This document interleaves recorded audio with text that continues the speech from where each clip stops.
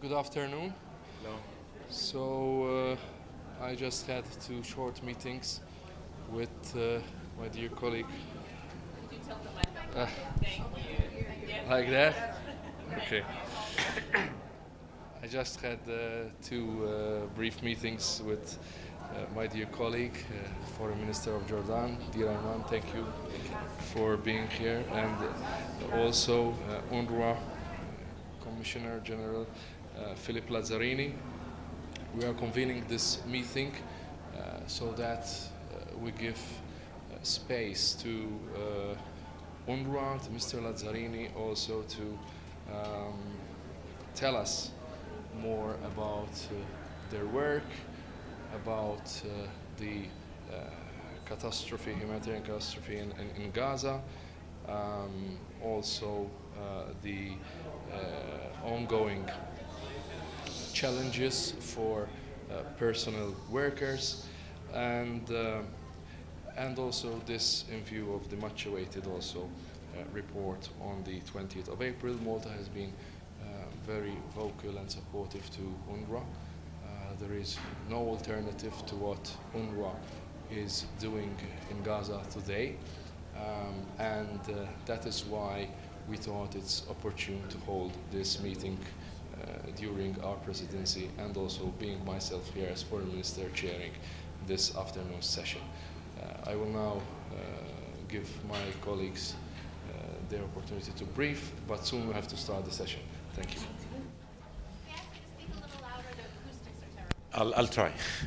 Good afternoon to you all, and again I want to start by thanking dear Ian, Foreign Minister of Malta, and Felipe for being here, and I want to thank the Presidency of the Council and other members for acting on our request to convene a special session to discuss UNRWA. Our message is very direct and very simple. UNRWA is indispensable. It is irreplaceable. Nobody can do the job that UNRWA does in terms of navigating through the catastrophe that the Israeli aggression has forced on Gaza. People are dying, and more will die because UNRWA is simply not being allowed to do its job and help starved Palestinians.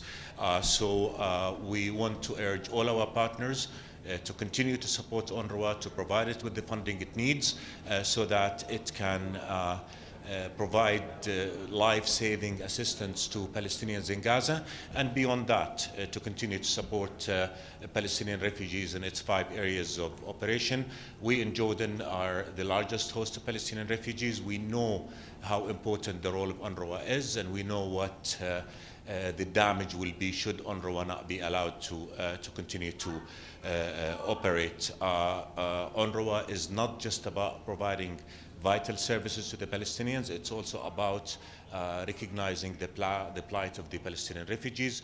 Long before October 7, UNRWA has been the target of a political assassination campaign by an Israeli government that wants to do so in order to kill the Palestinian refugees issue. That's something that we will not allow to happen, and it will not happen. So again, very, very direct message. UNRWA must be saved, must be protected, must be enabled. Every dollar that's taken away from UNRWA is a life taken away from the Palestinian people, and every support that is given to UNRWA is a direct support to save lives in the middle of the inhumane catastrophe that the Israeli aggression continues to impose in Gaza. So thank you, my friend, and thank you, Felipe, for the great work that you're doing, for the many sacrifices that your agency has been doing against all odds. We all need to come together and support UNRWA and support the noble cause it is serving. Thank you. Thank you. Good afternoon. And first of all, thank you to Malta Presidency for inviting UNRWA to this session, but also thank you to Jordan for being such a strong supporter to the organization and being such a good host of refugees in general, but also Palestinian refugees. The session this afternoon, at least as far as UNRWA is concerned, first, obviously, we will talk about the overall dramatic, tragic humanitarian situation in the Gaza Strip, the operational challenges we are confronted with, but as indicated by Minister Safadi, we will also be talking about all these calls about the dismantling of the agency. As you know, today it has become more and more difficult to operate in Gaza, but the agency is also under pressure in East Jerusalem and in the West Bank. Now, there have been a number of campaigns, social media campaigns, member states have been reached out, a number of countries have suspended temporarily their support to the organization because of the horrible allegation that staff might have participated to the massacre of October 7. As you know, as an agency, we have reacted very promptly. Immediately, this staff has been terminated. OIOS, on demand of the Secretary General, have initiated an investigation, and at the same time, we have a Free Scandinavian Institute under the chairmanship of Catherine Colonna, the former Minister of Foreign Affairs of France, doing a review of all the risk management of the agency. But let's be clear, the attack against UNRWA are not about neutrality. The reason behind it is to strip the Palestinian refugees from their refugee status. This is what is at stake.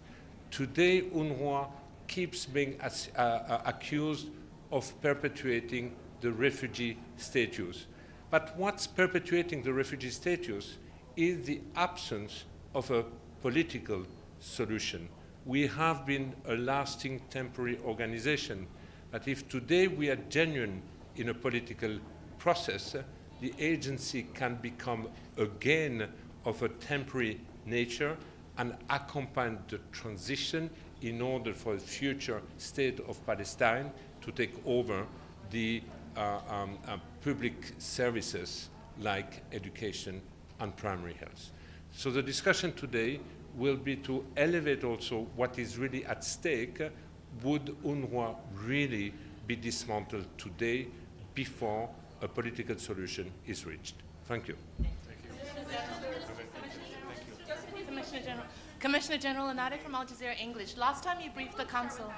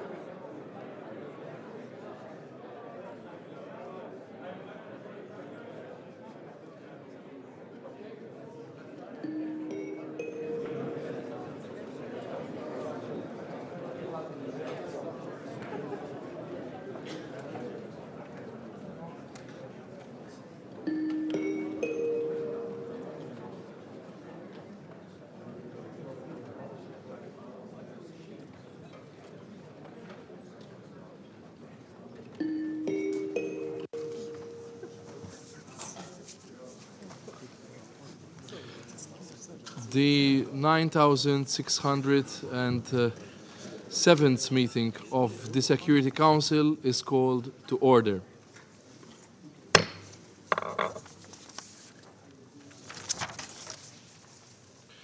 At the outset of the meeting, I should like,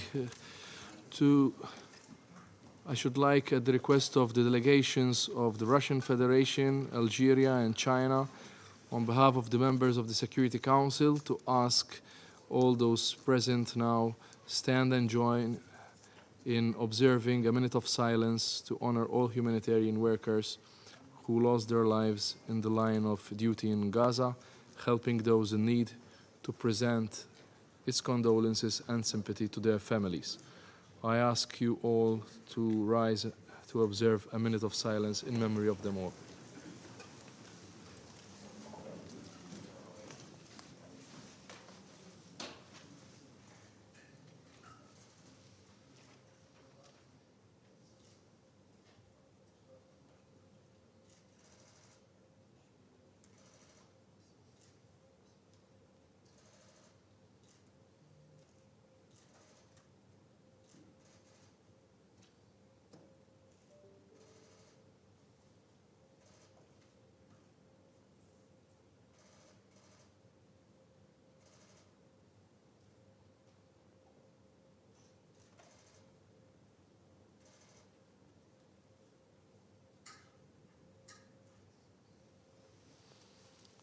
Thank you. I thank you.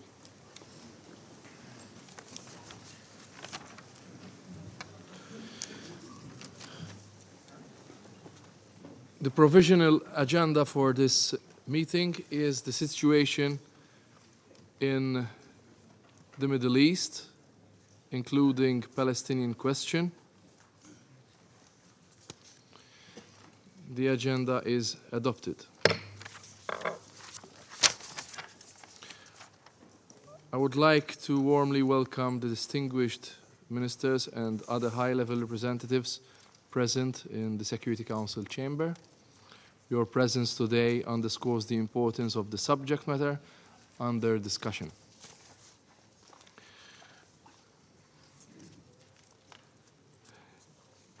In accordance with Rule 37 of the Council's Provisional Rules of Procedure, I invite the representatives of Egypt, Israel, Jordan, Lebanon, Luxembourg, Saudi Arabia, the Syrian Arab Republic, and Turkey to participate in this meeting.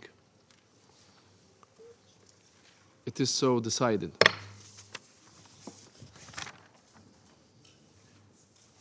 I propose that the Council invite the Special Representative of the President of the Observer State of Palestine participate in the meeting in accordance with the Provisional Rules of Procedure and the previous practice in this regard. There is no objection. It is so decided.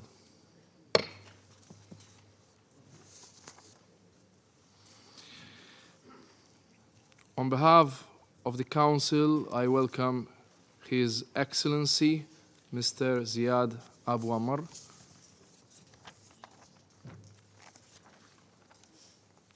In accordance with Rule 39 of the Council's Provisional Rules of Procedure, I invite Mr. Philippe Lazzarini, Commissioner General of the United Nations Relief and Works Agency for Palestine Refugees in the Near East, to participate in this meeting. It is so decided.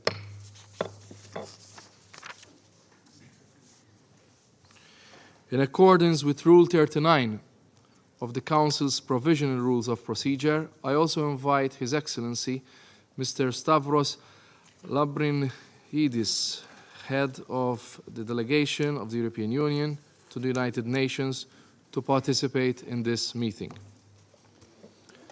It is so decided. The Security Council will now begin its consideration of item 2 of the agenda. And I now give the floor to Mr. Philippe Lazzarini. Mr. President, member of the Council, This is a time of seismic change in the Middle East. At the heart of this region, the United Nations Agency for Palestinian Refugees, UNRWA, is a stabilizing force. In Gaza, the agency is the backbone of the humanitarian operation, coordinating and providing life-saving assistance. Beyond Gaza, it has championed human development for Palestinian refugees for decades across the region. Today, an insidious campaign to end UNRWA's operation is on the way, with serious implications for international peace and security. It is in this context that the Council is asked to consider the existential challenges confronting the agency. Mr. President, 6 months of relentless bombardment and a merciless siege have transformed Gaza beyond recognition. Homes, schools, and hospitals have been reduced to rubble under which countless bodies lie.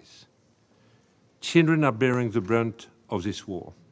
More than 17,000 are separated from their families, left to face the horror of Gaza alone. Children are killed, injured, and starved, deprived of any physical or psychological safety. Across Gaza, a man-made famine is tightening its grip. In the north, infant and young children have begun to die of malnutrition and dehydration. Across the border, food and clean water wait. But UNRWA is denied permission to deliver this aid and save lives. This outrage is occurring despite consecutive orders by the International Court of Justice to increase the flow of aid into Gaza, which can be done if there is sufficient political will. You have the power to make the difference. Member of the Council, UNRWA's mandate is supported by an overwhelmingly majority of member states. Yet, the agency is under enormous strain. It is facing a campaign to push it out of the occupied Palestinian territory. In Gaza, the government of Israel seeks to end UNRWA's activities. The agency's requests to deliver aid to the north are repeatedly denied. Our staff are barred from coordination meetings between Israel and humanitarian actors. Worse, UNRWA premises and staff have been targeted since the beginning of the war. 178 UNRWA personnel have been killed. More than 160 UNRWA premises, mostly used as shelters, have been damaged or destroyed, killing more than 400 people. Premises vacated by the agency have been used for military purposes by Israeli forces, Hamas, and other Palestinian armed groups. Our headquarters has been occupied militarily, and allegations have emerged concerning the existence of tunnels under our premises. UNRWA personnel detained by Israeli security forces have shared harrowing accounts of mistreatment and torture in detention. Mr. President, we demand an independent investigation and accountability for the blatant disregard for the protected status of humanitarian workers, operations and facilities under international law. To do otherwise would set a dangerous precedent and compromise humanitarian work around the world. Member of the Council, the situation in the occupied West Bank is also highly concerning. Daily attacks by Israeli settlers, military incursion, and the destruction of homes and civilian infrastructure are part of a well-oiled system of segregation and oppression. UNRWA's operational space is shrinking, with arbitrary measures imposed by Israel to restrict the presence and the movement of staff. It is becoming increasingly difficult to keep our schools and health centers open and accessible. Legislative and administrative action to evict UNRWA from its headquarters in East Jerusalem and prohibit its activities on Israeli territory are also on the way. Mr. President, amid these challenges, serious allegations against individual UNRWA personnel in Gaza emerged in January. Horrified by this allegation, I immediately terminated the appointment of those concerned. The Secretary General ordered an investigation through the Office of Internal Oversight Services. In parallel, an independent review group is assessing how UNRWA upholds neutrality, a core principle guiding our work. Despite this prompt and decisive action, a significant amount of donors' funding remains suspended. This has serious operational implications and undermines the financial sustainability of the agency. Be assured that we remain firmly committed to implementing the recommendation of the review and to strengthening existing safeguards against neutrality breaches. Members of the Council, as I informed the General Assembly in March, calls for UNRWA's closure are not about adherence to humanitarian principles. These calls are about ending the refugee status of millions of Palestinians. They seek to change the long-standing political parameters for peace in the occupied Palestinian territory set by the resolution of the General Assembly and this Council. Accusations that UNRWA deliberately perpetuates refugee status are false and dishonest. The agency exists because a political solution does not. It exists in lieu of a state that can deliver critical public services. The international community has long attempted to contain, rather than resolve, the Israel-Palestine conflict. Lip service is paid to the two-state solution each time an escalation occurs, costing lives and hope. UNRWA was created 75 years ago as a temporary agency, a stopgap measure pending a political answer to the question of Palestine. If the international community truly commits to a political solution, UNRWA can retrieve its temporary nature by supporting a time-bound transition, delivering education, primary health care, and social support. It can do so until a Palestinian administration takes over these services, absorbing UNRWA's Palestinian personnel as civil servants. Mr. President, dismantling UNRWA will have lasting repercussions. In the short term, it will deepen the humanitarian crisis in Gaza and accelerate the onset of famine. In the longer term, it will jeopardize the transition from ceasefire to day after by depriving a traumatized population of essential services. It will make nearly impossible the formidable task of bringing 500,000 deeply distressed girls and boys back to learning. Failing to deliver on education will condemn an entire generation to despair, fueling anger, resentment, and endless cycles of violence. A political solution cannot succeed in such a scenario. Members of the Council, let me conclude with 3 appeals. First, I call on Council members to act in accordance with General Assembly Resolution 302 and safeguard UNRWA's critical role, both now and within the framework of the transition. UNRWA has long been a custodian of the rights of Palestinian refugees. It can only relinquish its central role of providing critical services and protecting human rights when a political solution is realized. Until then, the political support of member states must be matched by funding. Second, I urge you to commit to a genuine political process culminating in a solution that can bring peace to Palestinians and Israelis. This process must uphold Palestinian refugees' right and aspiration to a just and lasting political solution to their plight.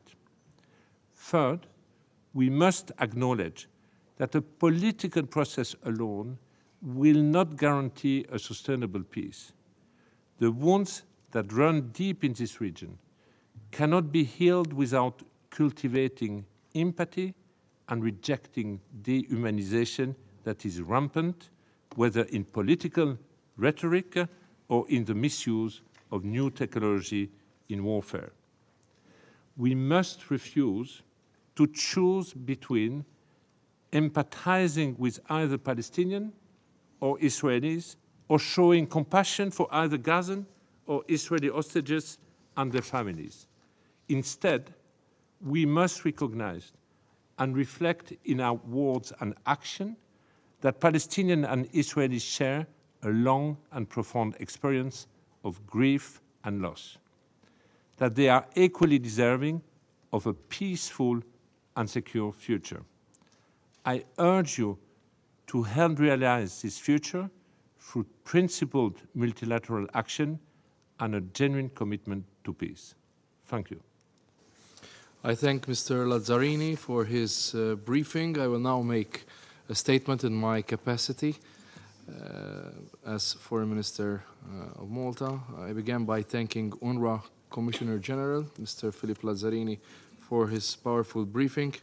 Malta firmly reiterates that UNRWA is an indispensable lifeline for Palestine refugees in Gaza, the West Bank, Jordan, Lebanon, and Syria, and a stabilizing force in the region. Particularly amid the current catastrophic conditions in Gaza, Malta continues to be a regular contributor to the agency. Preserving the life-saving role and operations of UNRWA must be our primary objective. In Gaza today, we continue to witness the failure to uphold the laws of armed conflict. Personifying this is the staggering destruction and death of over 33,000 people in Gaza, the majority of whom are women and children. It is further manifested in the continued onerous, arbitrary, and bureaucratic impediments preventing the necessary humanitarian scale up into and throughout the Gaza Strip. We are witnessing an entire population being brought to the brink of conflict-induced starvation, with credible reports that famine has already taken hold in the north. We are even seeing it in the lack of respect for the humanitarian notification and deconfliction system, despite the provisions of Resolution 2712. This is evident in the recent killing of the 7 World Central Kitchen workers, which occurred on the 1st of April, and the attack on an ambulance trying to reach 6-year-old Hind Rajab on the 29th of January, which resulted in more casualties. There are many more examples of this.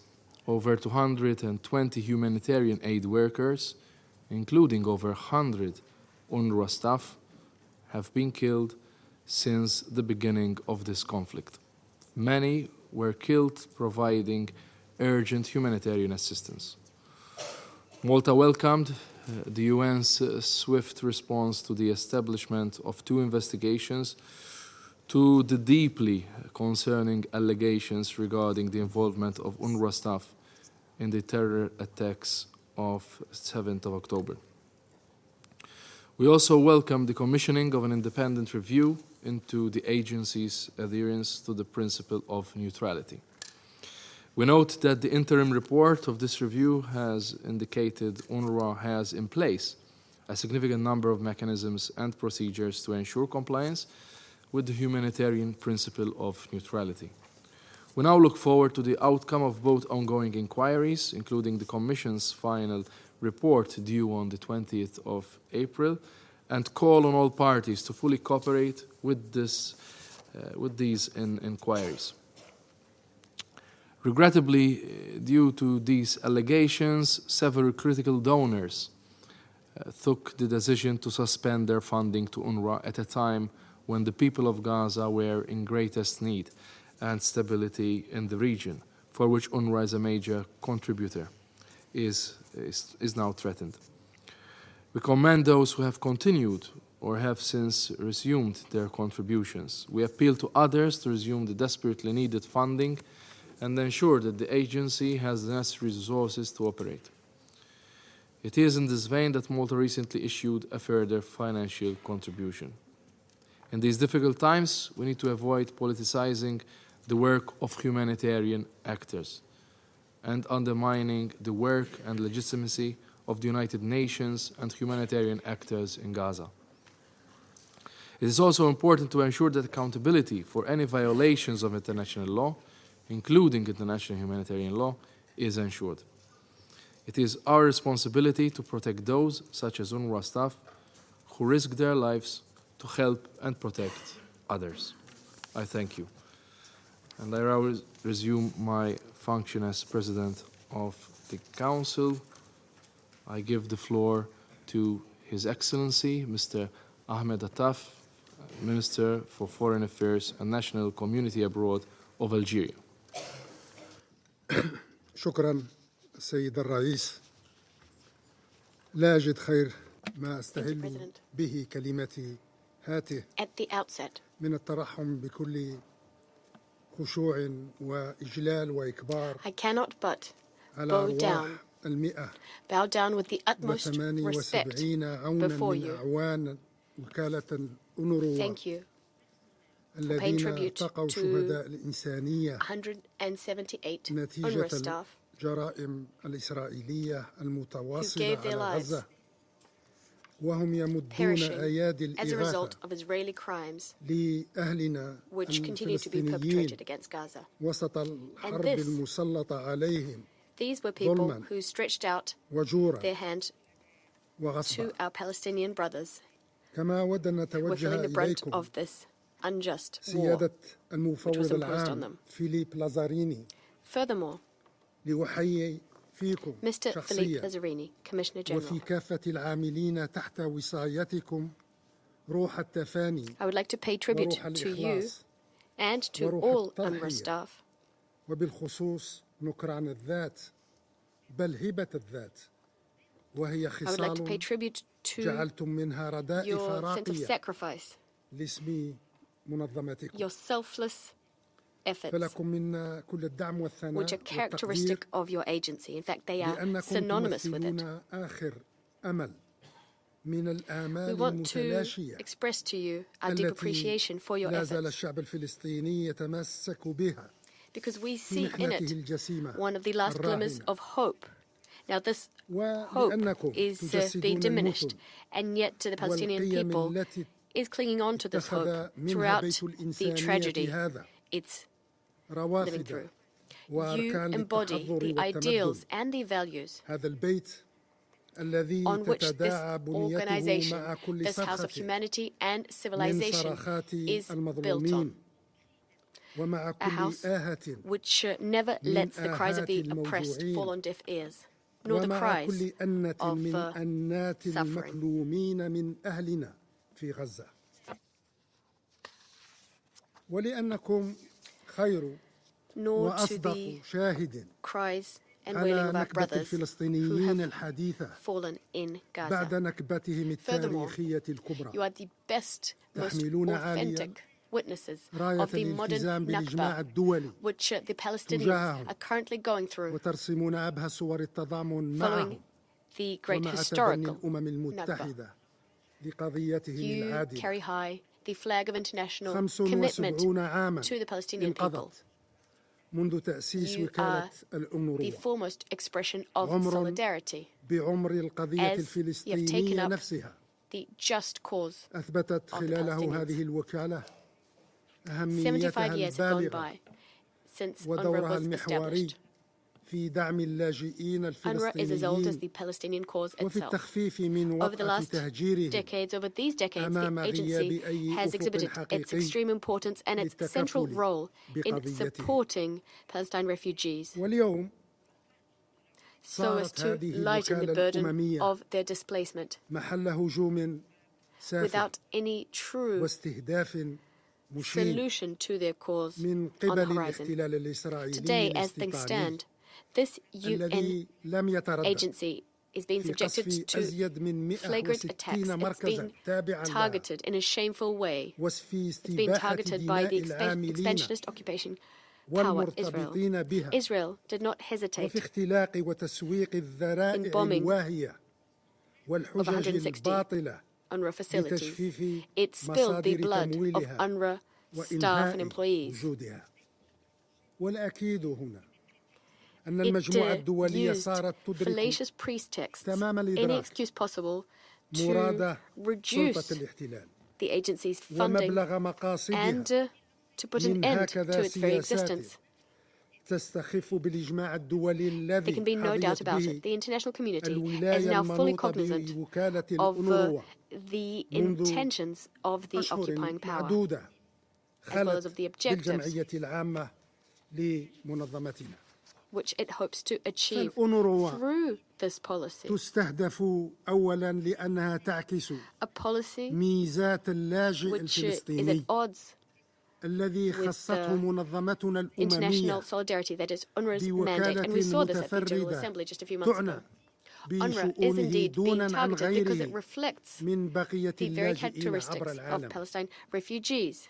والأونروا These refugees تستهدف ثانية have their own لأنها agency, ترتبط an تمام agency الارتباط which meets their needs بقرار in contrast الجمعية to العامة all other refugees رقم the world over. 194 UNRWA is also وما being تلاه targeted من because it is قرارات inextricably linked ولوائح كرست to حق اللاجئين Resolution الفلسطينيين في 194, العودة إلى as well as ديارهم other resolutions والعودة إلى which أراضيهم enshrined the rights والعودة of the إلى Palestinian وطن people لهم. to return home, to go back home to والأونروا their territory, تستهدف to go back ثالثا to their homeland. كجزء لا يتجزأ من Third, المخطط the third reason that الإسرائيلي UNRWA is الرامي being targeted is because لتصفية it is القضية a key, الفلسطينية because this is a key component وإفراغ of المشروع Israel's الوطني plot الفلسطيني من to محتواه liquidate the Palestinian وهدم cause, أركان ومقومات to strip the الدولة Palestinian national الفلسطينية. project of في its ظل very هذه content. الظروف فإن المجموعة الدولية This is a pillar مطالبة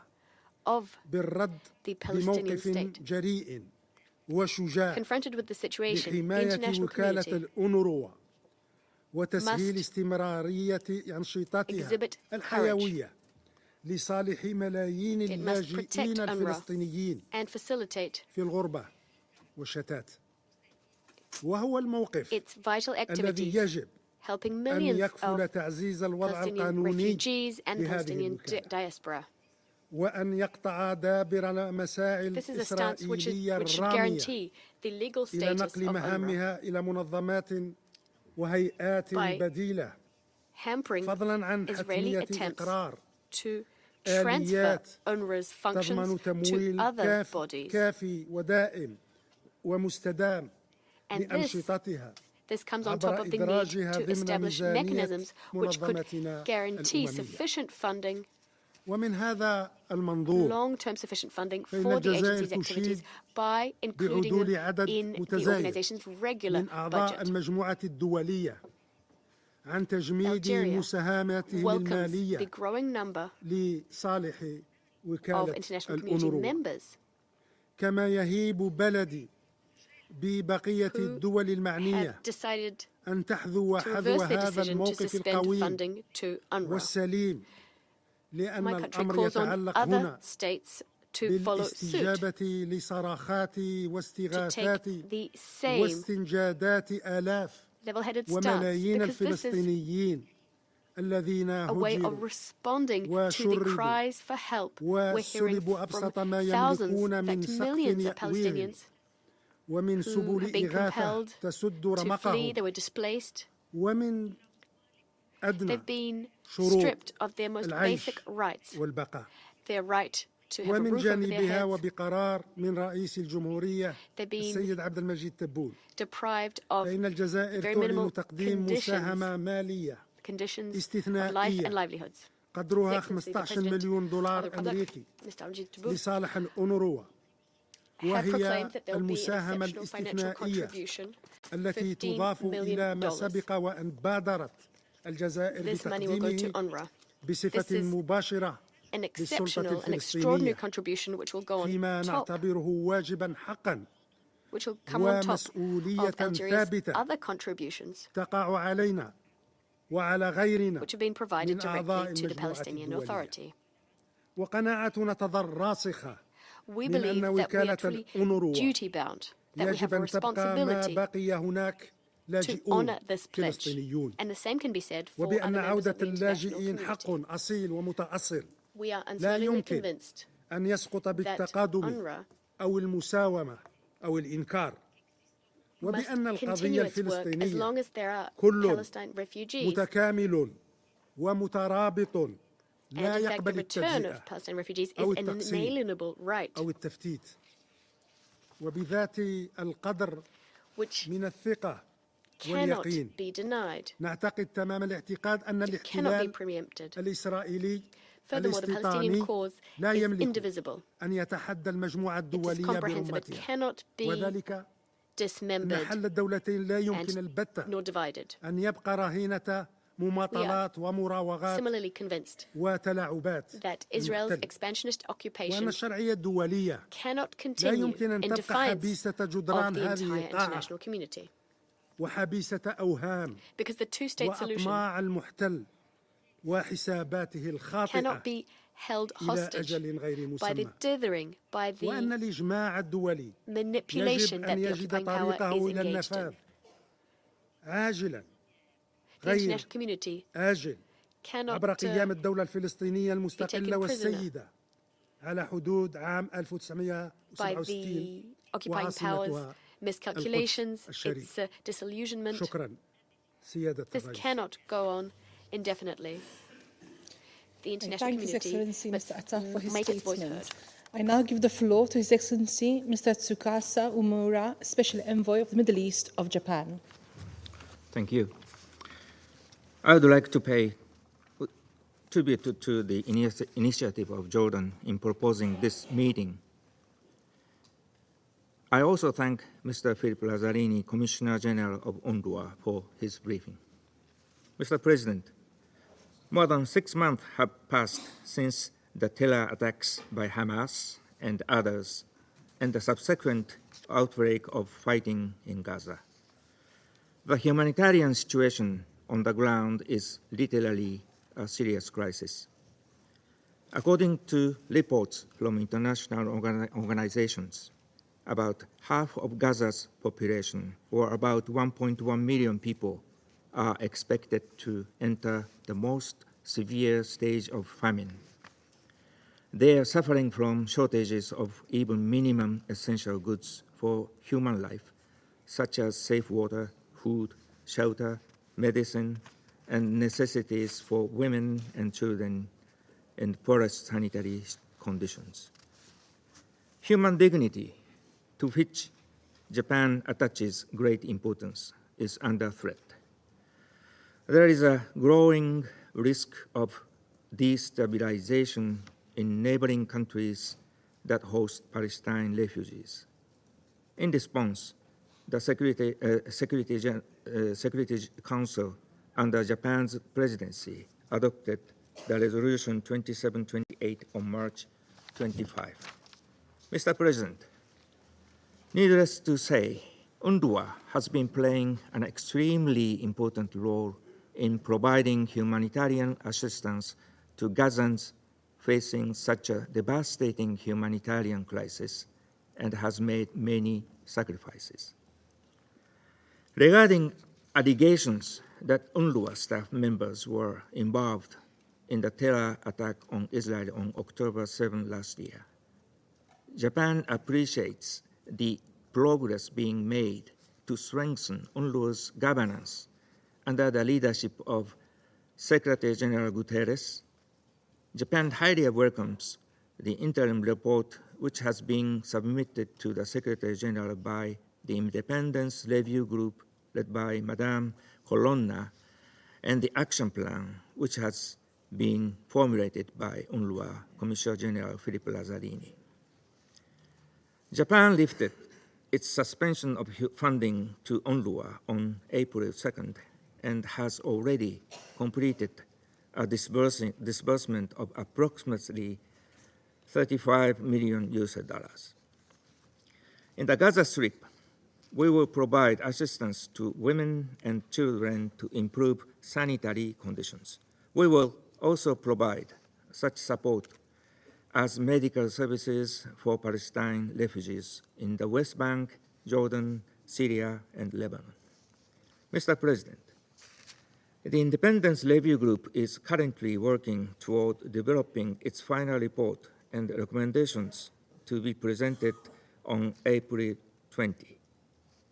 In consideration of the final report, Japan will continue to support UNRWA's reform efforts in cooperation with other donors. As a part of our support, Japan will contribute to the development and implementation of training to strengthen the neutrality of frontline management staff, which is one of the action items of UNRWA.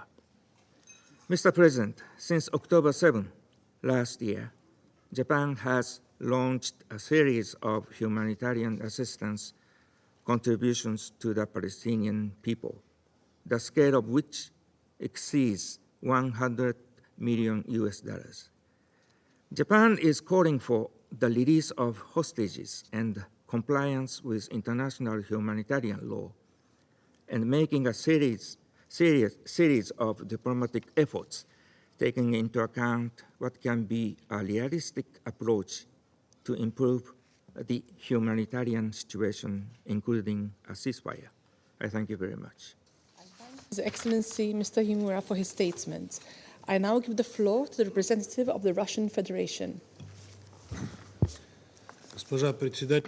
Madam President, we'd like to thank the Commissioner General of the UN Relief and Works Agency for Palestine Refugees in the Near East, Mr. Philippe Lazzarini. Thank you for your report about the situation in the occupied Palestinian territories, OPT, in the context of the activities of the UN body he heads up. His assessments are most worrisome. The Council should have discussed them long ago. For the 7th month, we're seeing an unprecedented humanitarian catastrophe unfolding in the Gaza Strip. Everyone knows about the facts, the unthinkable statistics, the number of people dead and those in need of urgent food and medical assistance, as well as reported cases of people dying of famine and dehydration, including minors.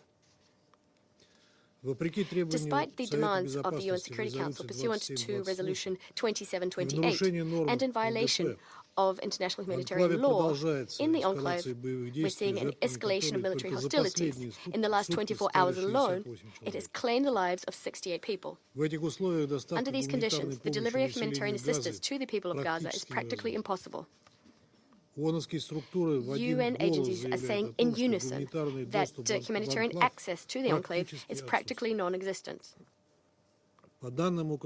According to OCHA, the IDF is blocking half of humanitarian convoys heading to the Strip. Yet, according to aid agencies, there is aid. Supplies are waiting at the border. There are financial resources for organizing the deliveries. They're sufficient. It all comes down to opening the checkpoints and ensure the security. We've warned time and time again that in the absence of lasting sustainable ceasefire, which must be duly monitored by military observers, all of our humanitarian efforts are doomed. Colleagues, humanitarian workers are defenseless in the face of an army which has weapons. No voluntary deconflicting can be of help if one of the parties is intent on continuing military hostilities, especially when one of the Security Council members is sending messages that Security Council resolutions are supposedly non-binding. Against this backdrop, the role of UNRWA in the OPT is indispensable. We call on you to pay tribute to the heroism of agency staff. They are implementing their humanitarian mandate under inhumane conditions. They are paying with their lives. So far, 178 staff have perished. This is the highest number of staff of a UN agency that have died all at once. Against this backdrop, what's categorically unacceptable are attempts to label UNRWA a terrorist organization, as well as calls to close it down, which we've also witnessed here in this very chamber. Unfounded allegations leveled at UNRWA staff shouldn't be used to tarnish this entire organization, which is large, it's highly important. It has 13,000 staff working in Gaza alone.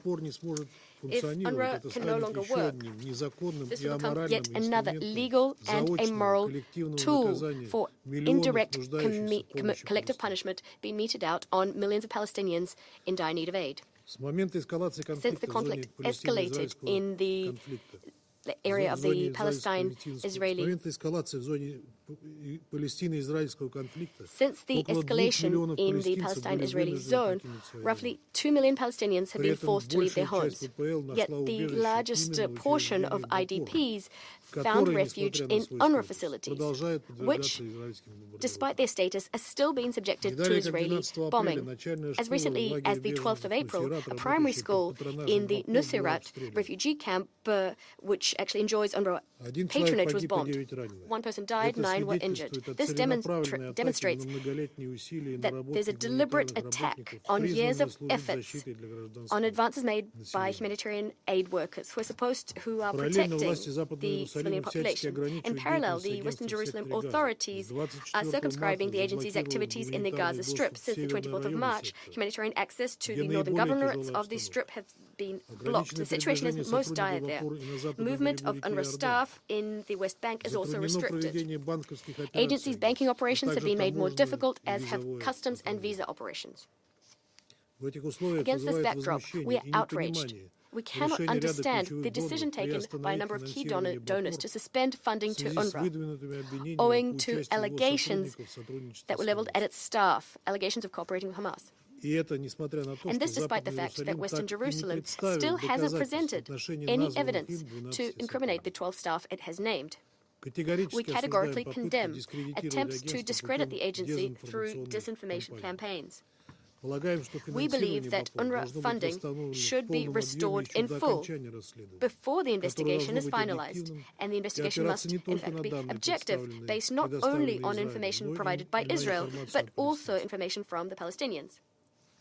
There is no alternative to UNRWA. It is the channel for providing assistance to Palestinians both in the OPT and also in neighboring Lebanon, Jordan, and Syria, and this until we find a fair settlement of their status within the framework of the settlement of the Palestinian issue.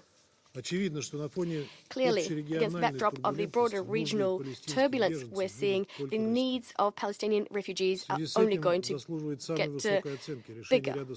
Thus, and a number of countries should take upon themselves additional financial duties, and we commend this. We call on other states to support UNRWA on a depoliticized basis so as to ensure that it can conduct its work uninterrupted on a sustainable basis. On our side, we'll continue assisting UNRWA in all sorts of ways, including through our annual voluntary contributions to the agency. After all, its activities are of humanitarian import, but they also have a political dimension.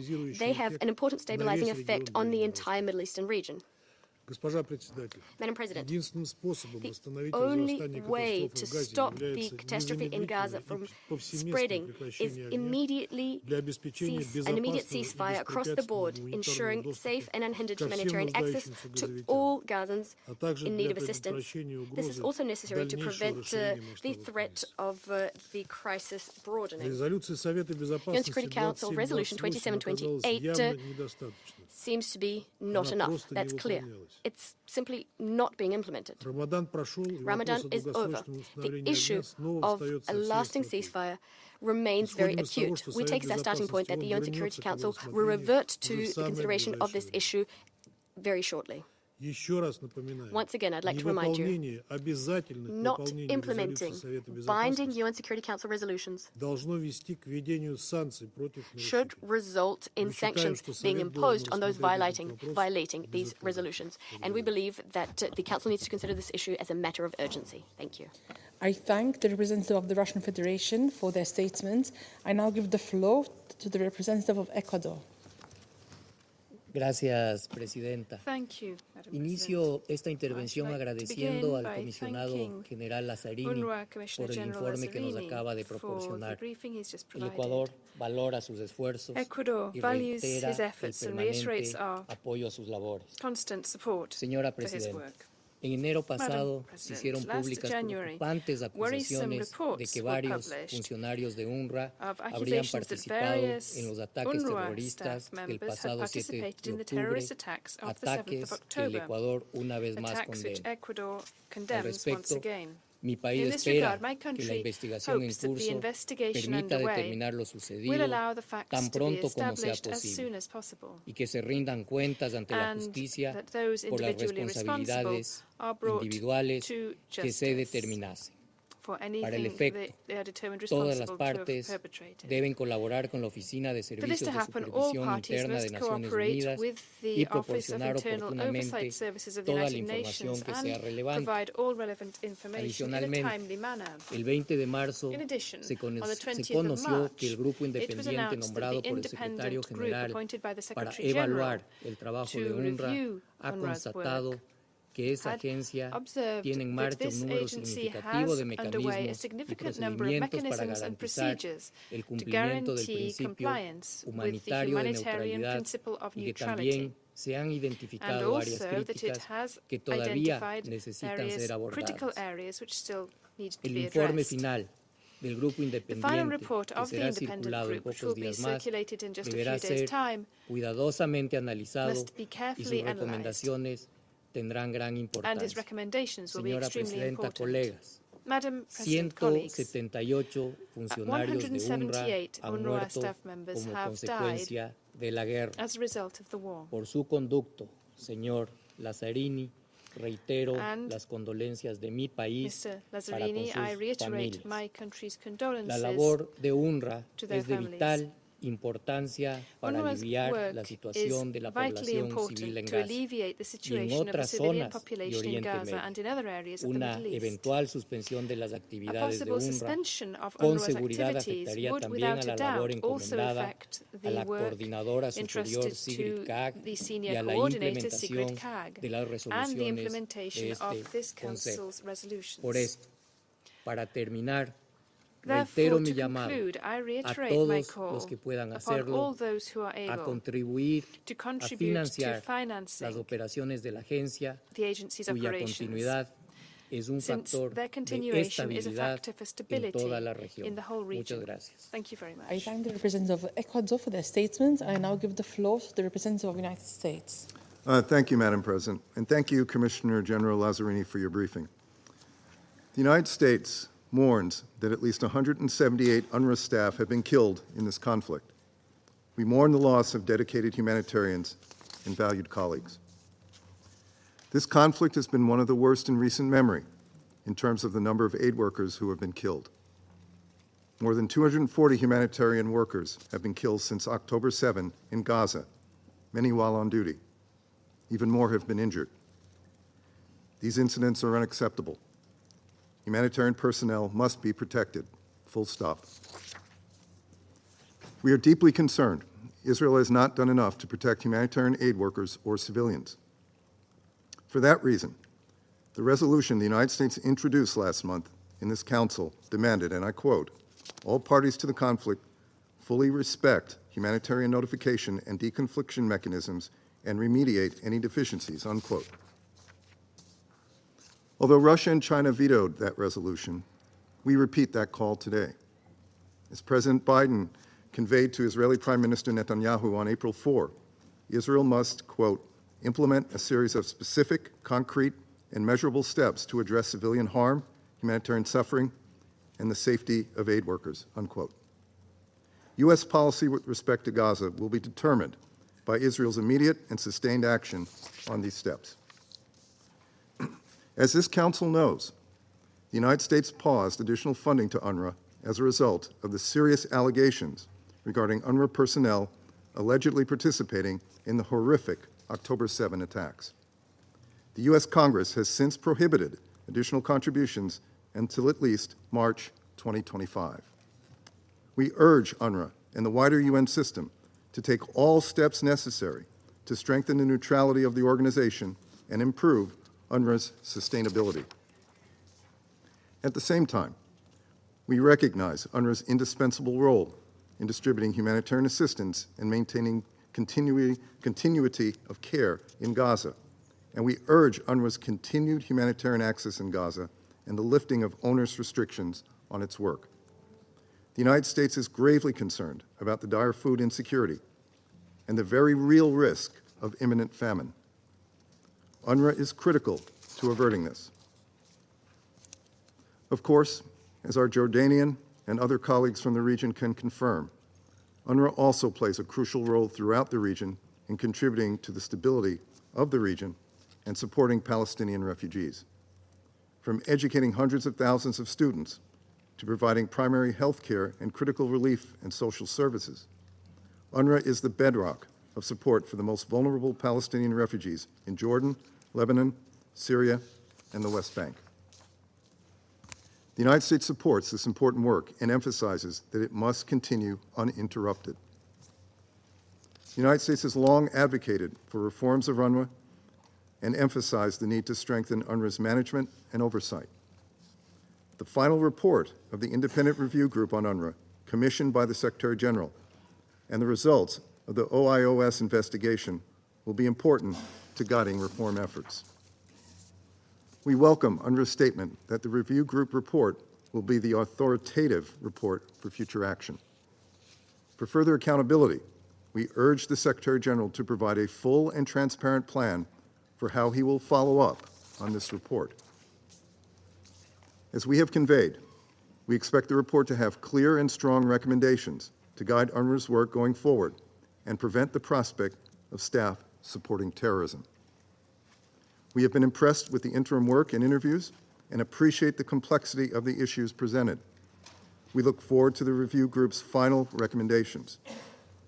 The United States will continue working with UNRWA, other donors, and hosts to implement reforms for UNRWA to remain operational as long as it is needed. Thank you, Madam President. I thank the representative of the United States for their statement. I now give the floor to the representative of Slovenia. Thank you very much, Madam President. We want to thank Jordan for requesting this meeting on the UN Relief and Works Agency for Palestinian refugees in the Near East, and we want to thank Commissioner General for his briefing. We recall UNRWA is a lifeline for generations of Palestine refugees in Gaza, the West Bank, Jordan, Lebanon, and Syria. It is an agency reflecting the historical responsibility of the collective membership of the UN. UNRWA is part of the social fabric of these areas of operations. It is a factor of stability. UNRWA's work is mandated by the UN General Assembly as a promise of a just solution of the Palestinian refugee question. It needs to be respected. Today we are discussing the critical work of drivers, social workers, nurses, teachers, sanitation workers, engineers, doctors, and other life-saving assistance providers. UNRWA staff members are the unsung heroes of the war in Gaza. This Council has held numerous discussions on the conflict in Gaza, marked by the dire human toll of the conflict, the threat of imminent famine, and a near collapse of basic services. UNRWA's work was evident at each and every one of these meetings, from providing shelters to internally displaced persons to delivering food and other essential goods. In the Council's discussions, their work is portrayed in a variety of ways. However, there is a general agreement that UNRWA has become indispensable because of its resources, experience, and knowledge. NGOs working in Gaza have made it clear that they are unable to substitute for or absorb the role of UNRWA. Secretary General, UN agencies, and the UN coordinators dealing with Gaza crisis have also been clear. UNRWA is the backbone of the humanitarian response in Gaza. We take seriously the allegations against UNRWA employees brought forward in January. While they are concerning, we welcome the swift reaction from both the Secretary General and the Commissioner General. An OIOS investigation into these allegations was established. We are also looking beyond on how to further strengthen the agency's neutrality and transparency, and we are looking forward to the final report of the independent review of UNRWA. Slovenia has stood by UNRWA and consequently by the civilians that it serves. We have maintained our financial and political support throughout this crisis. We will continue to do so. We welcome the fact that a number of donors have reversed their decisions and resumed their financial support to the agency. We urge other donors to revoke their suspension of funding. And we call on new donors, small and large, to come forward. It is simply about the survival of the largest provider of aid in Gaza. It is about the survival of civilians in Gaza. We are concerned over the continued obstacles to UNRWA's work in Gaza and the West Bank, including East Jerusalem. UNRWA convoys are denied from entering Gaza and accessing the north of Gaza. UNRWA faces eviction from its headquarters in Jerusalem. These are some of very concrete examples. Among others, these actions must be reversed. Slovenia has consistently maintained clarity, and I want to reiterate. We stand by the UN Secretary General and the UN nation system in their efforts to alleviate the suffering of people in Gaza. We express our profound gratitude for the work of the UN and in particular for the work of UNRWA, which lies at the center of these efforts. We condemn attacks on UNRWA premises. These incidents must be duly investigated and the persons responsible held accountable. Madam President, the situation in Gaza is unprecedented. This Council has been facing its challenging in addressing it, but it has had a united voice on a number of occasions. As the situation continues to deteriorate, Slovenia repeats its call for an immediate ceasefire, the release of all hostages, removal of barriers to humanitarian aid, and the full implementation of Resolution 2728, 2720, and 2712. We also call for the full implementation of both ICJ's orders on provisional measures. Commissioner General, I want to take this opportunity to once again convey my government's condolences over the deaths of UNRWA staff members in the current conflict. I would emphasize that just last week, the Security Council underlined the need for accountability for all incidents involving the killing of humanitarian workers. UNRWA staff, along with all humanitarian and medical personnel working in Gaza, are the face of humanity in this conflict. Thank you. I thank the representative of Slovenia for their statement. I now give the floor to the representative of Mozambique. Thank you, Madam President. We thank Malta's presidency for convening this important briefing on the Middle East, including the Palestine question, with particular focus on the United Nations Relief and Works Agency for Palestine refugees in the Near East. We also wish to express our gratitude to Mr. Philippe Lazzarini, Under Secretary General of the United Nations and Commissioner General of the UNRWA for his insight, as well as for his decisive humanitarian work on the ground. Madam President, I appreciate the opportunity to address the Security Council on the situation in the Middle East, particularly the ongoing humanitarian crisis in the occupied Palestinian territories and the vital work of UNRWA. The Gaza Strip faces a chronic humanitarian crisis impacting the livelihoods and access to essential services for its 2 million residents. Addressing this crisis is of utmost urgency, and unconditional humanitarian aid remains crucial in mitigating the suffering of civilians caught in the crossfire. Ensuring the safety and well-being of all civilians is paramount. Thus, the provision of humanitarian assistance should be unconditional and without any restrictions. Madam President, UNRWA's work extends far beyond the Gaza Strip, encompassing multiple regions in the Middle East. Its stability and predictability are crucial for the well-being of Palestinian refugees and their access to essential services. However, we are deeply concerned by the attacks on the UNRWA's works and restrictions placed on its personnel and the funding limitations which significantly undermine the organization's ability to carry out its vital humanitarian mission. Madam President, building trust and confidence between Israel and UNRWA is essential for addressing the needs of the affected population. Balancing security concerns with humanitarian imperative remains a complex challenge, but dialogue and collaboration are crucial.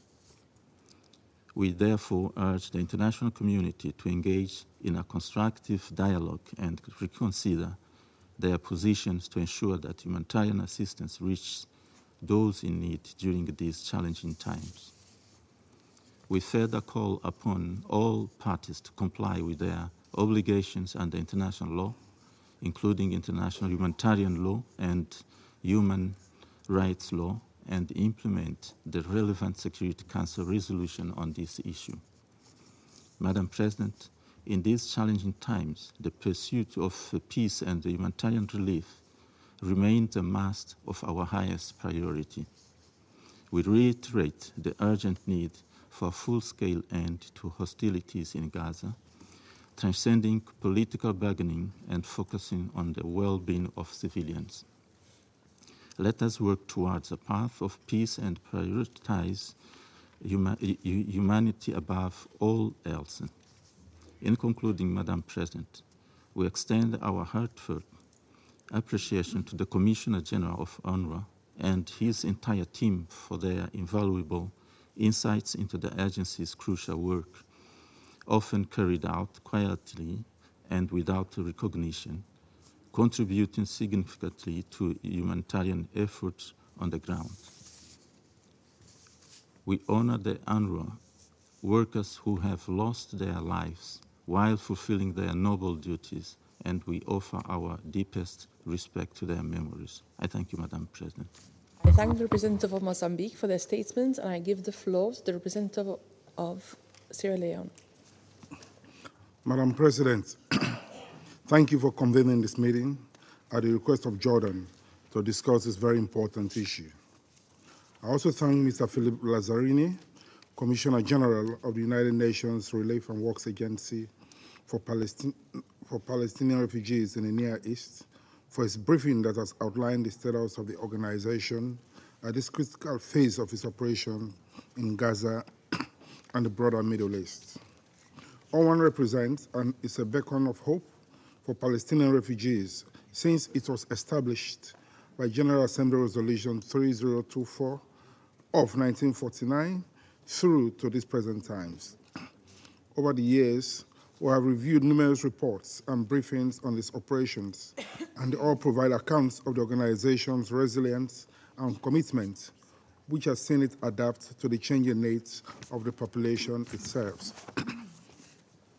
The agency's direct relief and works program, the provision of education, healthcare, and social services to millions of people across Jordan, Lebanon, Syria, Gaza Strip, the West Bank, and East Jerusalem is a testimony to its long-standing commitment to the welfare and human development of Palestinian refugees and people. However, UNRWA's ability to deliver at scale and provide adequate humanitarian assistance to civilians in the Gaza Strip and in other locations has been affected over these past months by the indiscriminate bombardment and collective punishment of the Gaza Strip since the 7th October attack on Israeli civilians by Hamas, and which has unarguably resulted in unseen levels of suffering and humanitarian need in Gaza. Regrettably, it has been reported that about 178 UNRWA staff have been killed and a good number of its premises damaged in the ongoing conflict. All these are violations of international law, in particular international humanitarian law, as it relates to the protection of humanitarian personnel in times of armed conflicts. We expressed our deepest condolences to the families of all UNRWA personnel who have paid the ultimate price. We express solidarity with those who have been adversely impacted. Madam President, we have taken note of the allegation of the involvement of a small number of UNRWA personnel in the 7th October attacks.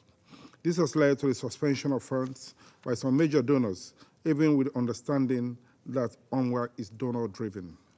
As we welcome the processes that have been initiated by UN Secretary General to investigate the allegations, we call on all those donors who have continued the suspension of funds to reconsider that decision, given the further developments and the appropriate steps being taken. Sierra Leone acknowledges UNRWA's vital role as a mainstay of humanitarian response services to the people of Palestine. We emphasize that UNRWA cannot be replaced by any other agency or entity, as the work they do for Palestinians, not only in Gaza, but across the wider region, is immeasurable and life-saving. In further acknowledging the dire humanitarian situation in Gaza, exacerbated by the very real threat of famine and food insecurity, we call on all member states to strengthen the operational capacity of UNRWA. We appeal for sufficient, predictable, and sustained financial and other support for UNRWA and its services until a just and lasting solution to the plight of Palestinian refugees is found. In conclusion, Madam President, while I reiterate Sierra Leone's support for UNRWA, I equally emphasize the need for an immediate permanent ceasefire in Gaza, respect for and implementation of Resolutions 2712, 2720, and 2728. This, inter alia, will allow the unhindered flow of humanitarian aid into all parts of the Gaza Strip, including the north. I thank you. I thank the representative of Sierra Leone, and I give the floor to the representative of the United Kingdom. Thank you, President. And I start by thanking Commissioner General Lazzarini for his briefing and for the work of all of your team. It is 75 years since UNRWA was mandated by the UN General Assembly to provide essential services to Palestinian refugees. Today, regrettably, that mandate remains as important as ever. Palestinians in Gaza are facing a devastating humanitarian crisis and an imminent risk of famine, and the region needs stability. Against this backdrop, I wish to make 3 points. First, the UK recognises that UNRWA is critical to aid delivery in Gaza. We call on Israel to allow UNRWA and all agencies providing humanitarian relief unhindered access in Gaza, particularly in the north. UNRWA is the main provider of humanitarian relief within Gaza, and other UN and humanitarian actors depend on UNRWA's distribution network to get aid to those in need. The UK remains committed to increasing humanitarian aid to the people of Gaza. We're calling on Israel to increase aid flows and to enable the UN's minimum operating requirements so that humanitarian agencies can operate safely. Our Foreign Secretary has made this clear in his discussions with Israeli Foreign Minister Katz. Second, I want to recognise the essential role that UNRWA plays in providing health and education services and humanitarian relief across the region, including supporting some 4 million Palestinians in Jordan, Syria, and Lebanon. This support is important for regional stability and is of particular importance at this critical time. Finally, to reiterate, the UK is appalled by allegations that some UNRWA staff were involved in the 7 October attacks on Israel. We note the ongoing investigations of the UN Office for Internal Oversight Services into these allegations. We also emphasise the importance of UNRWA continuing robust management reform, including stronger independent oversight and better detection systems. And we look forward to seeing the findings and recommendations of former French Foreign Minister Colonna's independent review into UNRWA's neutrality, processes and systems. As our Prime Minister said this week, we will clarify the UK's position on funding once we've reviewed these.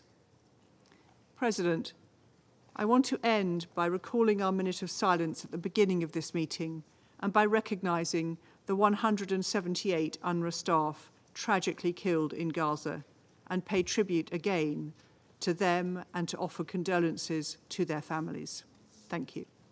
I thank the representative of the United Kingdom, and I now give the floor to the representative of China.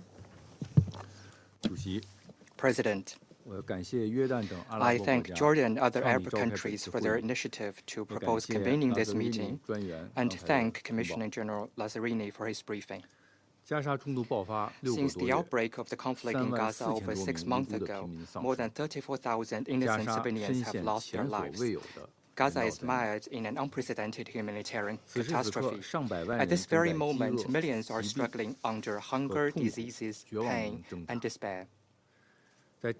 Amid the gloom of war and death, the light of humanitarianism has never faded. The United Nations Relief and Works Agency for Palestine Refugees in the Near East, or UNRWA, is the backbone for humanitarian response for Palestine.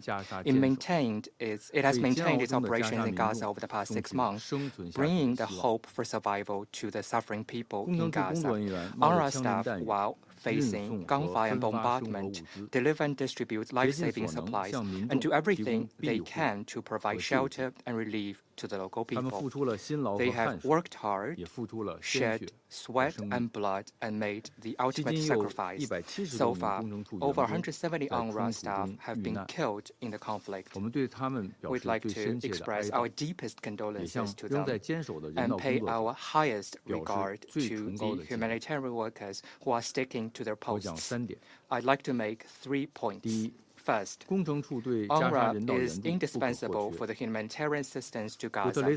Secretary General Guterres has clearly highlighted that no UN agency can replace UNRWA. Cutting off the relief work by the agency is cutting off the last lifeline for the people in Gaza. In addition, UNRWA is providing relief to Palestinian refugees in West Bank, Jordan, Lebanon, Syria, among others. If UNRWA stops its operations, millions of Palestinian refugees will lose the support, and the stability of relevant countries will be impacted.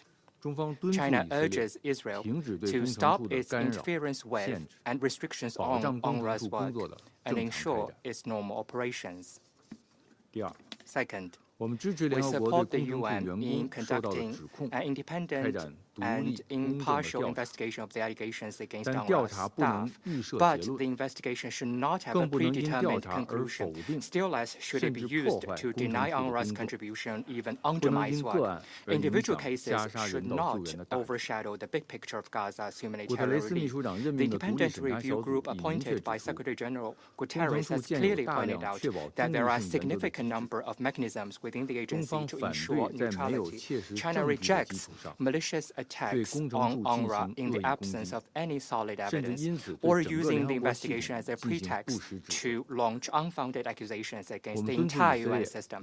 We urge Israel to immediately stop its attacks and smearing and call on relevant countries to resume its funding to UNRWA as soon as possible. Third, the current priority is to implement the Council resolution to realize an immediate ceasefire in Gaza. Providing relief under bombardment is an impossible task. The Council resolution 2728 clearly demands a ceasefire in Gaza. Regrettably, the month of Ramadan is over, but a ceasefire still hasn't materialized. We urge Israel to follow the demand of the resolution, stop its military offenses in Gaza, abandon its offensive plans on Rafah, lift its blockade of Gaza, open up all land crossings, ensure rapid, adequate, and safe access for humanitarian supplies, and provide necessary security guarantee for the operations of humanitarian agencies. We also urge the U.S. to uphold a just position and make sincere efforts in this regard. President, tomorrow the Council will hold a high-level debate on the question of Palestine. We hope the international community could take that opportunity to show determination and willingness to push for the full implementation by Israel of the Council resolution and an immediate ceasefire in Gaza, and work towards gradual de-escalation in the region. The Council will also vote on a draft resolution on the mission of Palestine to full UN membership. We are hopeful that justice will prevail, and the Palestinian people's just cause of restoring the legitimate national rights will be realized. China will continue to work with the international community to tirelessly promote an early end of the fighting in Gaza, easing of the humanitarian catastrophe, implementation of the two-state solution, and lasting peace and security in the Middle East. Thank you, President. I thank the representative of China for their statement. I now give the floor to the representative of France. Je vous remercie, Madame la Présidente. Je remercie le commissaire général de son intervention et je ferai 3 points aujourd'hui. D'abord, la France réitère son appel à ce que soit garanti un accès et un acheminement humanitaire complet, massif et sans entrave pour répondre aux besoins immenses de la population civile à Gaza. Face à cette catastrophe humanitaire, tous les points de passage utiles doivent être ouverts. Il est impératif que l'ONU dispose des accès et des autorisations nécessaires pour acheminer de l'aide humanitaire en toute sécurité sur tout le territoire de la bande de Gaza, et y compris au nord de l'enclave. La France rend hommage à tous les personnels humanitaires de l'UNRWA, de l'ONU et des ONG qui ont été tués à Gaza. Depuis 75 ans, l'UNRWA joue un rôle indispensable auprès des 5,9 millions de réfugiés palestiniens dans les territoires palestiniens occupés, au Liban, en Syrie et en Jordanie. Dans la bande de Gaza, l'UNRWA est plus que jamais incontournable pour apporter une aide humanitaire indispensable à la population civile palestinienne. La France a ainsi soutenu l'action humanitaire de l'UNRWA au bénéfice des populations civiles de Gaza, et elle versera sa contribution annuelle pour l'année 2024 afin de permettre la poursuite des opérations humanitaires vitales de l'Office. La France rappelle qu'il faut œuvrer pour une solution politique à 2 États, à une solution juste, équitable, réaliste et durable pour les réfugiés palestiniens dans le cadre d'un accord de paix. L'UNRWA joue un rôle essentiel pour les réfugiés et pour les pays d'accueil dans l'attente de cette solution. Madame la Présidente, il est essentiel que l'UNRWA veille au respect absolu du principe de neutralité. Les allégations selon lesquelles certains des employés de l'UNRWA ont participé aux attaques terroristes du 7 octobre contre Israël sont extrêmement graves. La France réitère sa condamnation dans les termes les plus forts des attaques terroristes et des violences sexuelles commises par le Hamas et d'autres groupes terroristes le 7 octobre. Elle exige que toute la lumière soit faite concernant ces accusations et que des mesures fortes soient mises en œuvre sans délai. La France a pris note avec satisfaction des premières mesures prises par le secrétaire général en lien avec le commissaire. Elle a pris connaissance du rapport intérimaire de l'audit externe indépendant conduit par Mme Colonna, dont les conclusions définitives seront rendues publiques le 22 avril. whose final conclusions will be made public on the 22nd of April. France will be extremely vigilant regarding the full implementation of the recommendations of the report by the agency in order to ensure that the Office fully respects the United Nations principles and the humanitarian principles of independence, neutrality and impartiality. Madam President, France recalls that this Council has demanded the immediate and unconditional release of the hostages held by Hamas and other terrorist groups. This must happen without delay. France will also continue to work towards an immediate, sustainable ceasefire so as to bring an end to the suffering of the civilian population in Gaza. The two-state solution is the only one which can meet the legitimate aspirations of the Palestinian and Israeli people and guarantee peace and security in the Middle East. The Palestinian Authority has a central role to play in this process in both the West Bank and Gaza. France will continue its mobilization in this regard, in the Security Council and in the region. France has put a draft resolution to this Council which addresses all of these dimensions, and France encourages all members to support this initiative. I thank you. Representative of France for the statement. I now give the floor to the representative of Switzerland. Merci Madame la Présidente. Et comme mes collègues, je voudrais remercier chaleureusement le général de l'UNRWA, Philippe Lazzarini, de sa présentation. Et je salue tous les efforts déployés par lui-même, son organisation, pour alléger les souffrances de la population civile à Gaza, alors que l'UNRWA elle-même a perdu nombreux collaborateurs et collaboratrices. Je présente mes plus sincères condoléances à leurs proches. La situation humanitaire à Gaza est catastrophique. The humanitarian situation in Gaza is catastrophic and is only getting worse. Famine is imminent. The entire population of the Gaza Strip is facing high levels of acute food insecurity. To help meet these enormous needs, Switzerland has allocated additional 100 million USD in humanitarian aid for the Middle East region. We reiterate that a political solution is necessary.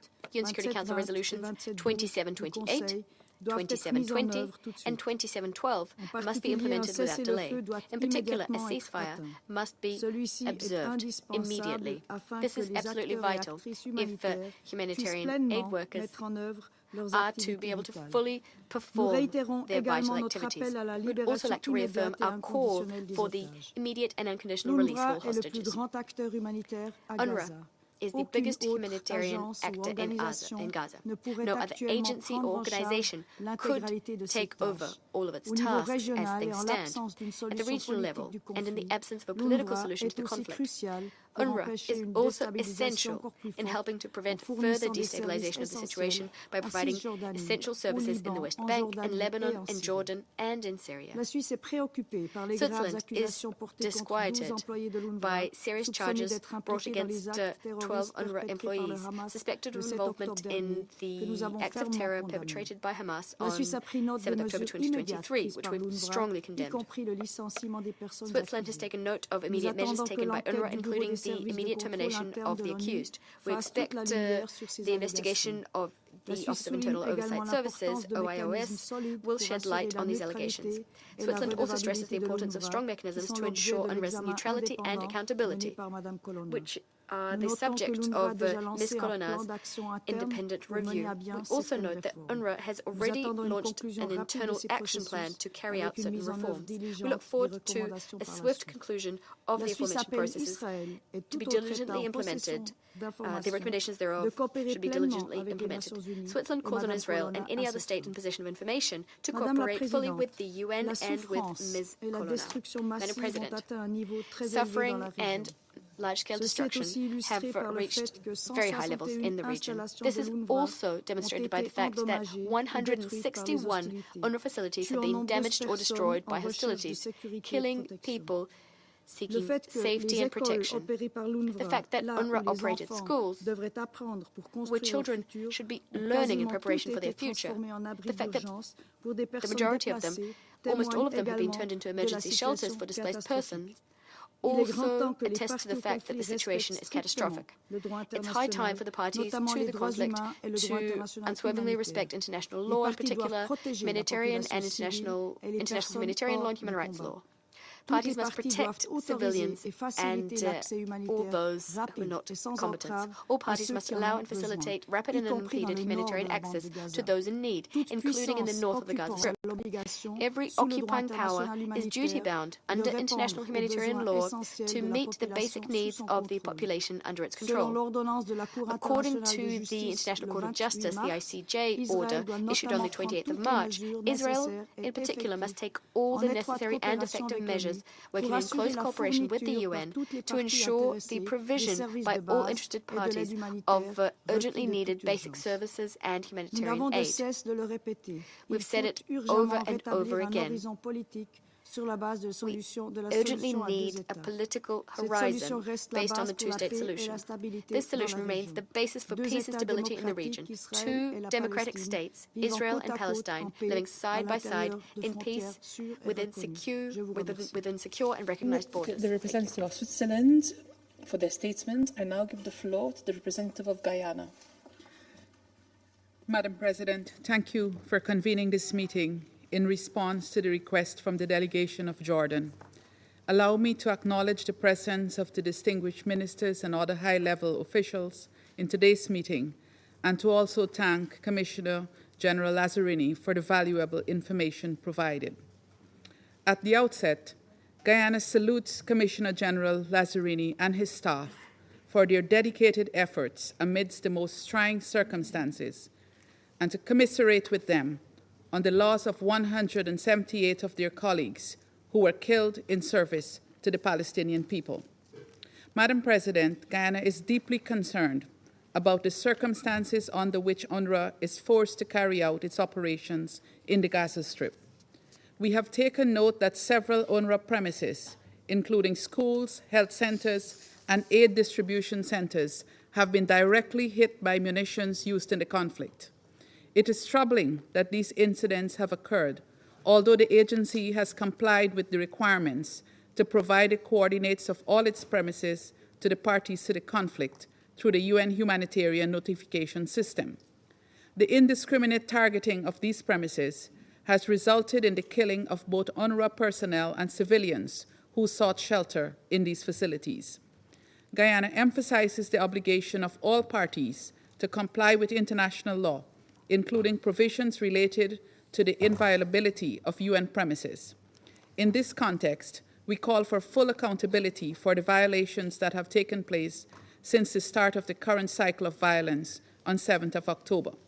There should be no impunity for such brazen disregard of international law. Madam President, Guyana is equally concerned by the ongoing campaign to discredit and dismantle UNRWA. The agency has been maligned and some staff members accused of being involved in the attacks of October 7th, without any credible evidence being provided to substantiate these accusations. Questions have also been raised about the agency's neutrality. While it is the right of any member state to voice concerns about the operation of any UN agency, Guyana underscores that there is also a concomitant responsibility to ensure that those concerns are substantiated. It is simply unacceptable to put forward accusations without providing credible supporting evidence. In the case of UNRWA, these accusations have led to very costly consequences for ordinary Palestinian civilians. Several member states decided to cease their funding to the agency at a time when the population in Gaza is faced with an unprecedented humanitarian crisis, owing to ongoing hostilities by the Israeli Defense Force.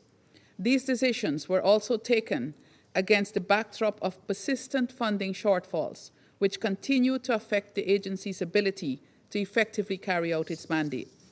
While acknowledging that several countries have resumed their funding to UNRWA, Guyana calls on others, in the name of humanity, to reverse their decisions to suspend funding. We look forward to the final report in a few days from the Independent Review Group. Madam President, allow me to also address the claim from the Israeli side that the UN is unable to deal with the volume of aid that is available for distribution in Gaza.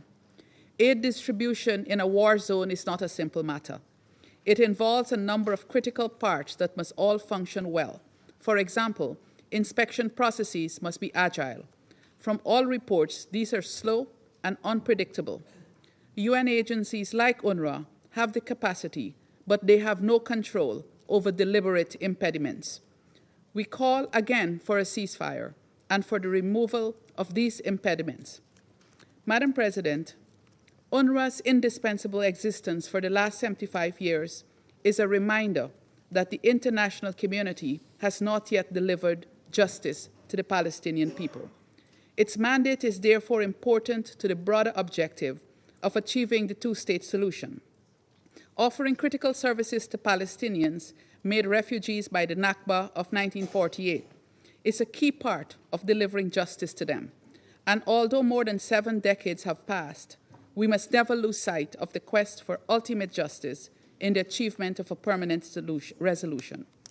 UNRWA has been a lifeline to the 5.9 million Palestinian refugees in the Gaza Strip, the West Bank, including East Jerusalem, Jordan, Lebanon, and Syria. It continues to provide critical services in education, healthcare, infrastructure, and other areas, all aimed at ensuring that Palestinians can live with some semblance of dignity while continuing the quest to exercise their inalienable right to self-determination. There is simply no other organization that can replace or substitute the tremendous capacity of UNRWA or manage the sheer scale of its operations. It is our collective responsibility as United Nations member states to uphold the mandate created in 1949 when UNRWA was established. I hasten to add here that this mandate was not meant to be a permanent one. Neither should it have lasted this long. But any attempts to dismantle UNRWA should simultaneously align with delivering justice for the Palestinians. It is only then that UNRWA will no longer be required. When a thriving state of Palestine is created, living side by side in peace with the state of Israel, we will have an opportunity shortly to help Palestinians take that important step in that direction.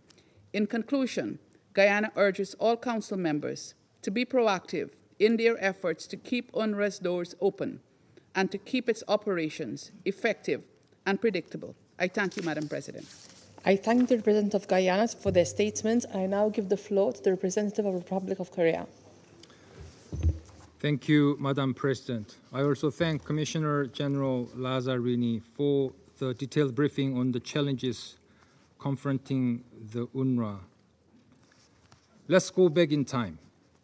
Prior to the horrendous terrorist attack by Hamas against Israeli citizens on the 7th October last year, at the United Nations, there was a strong consensus on the devotion and dedication of UNRWA and its personnel in assisting Palestinian refugees, not only in Palestine, but also in neighboring countries.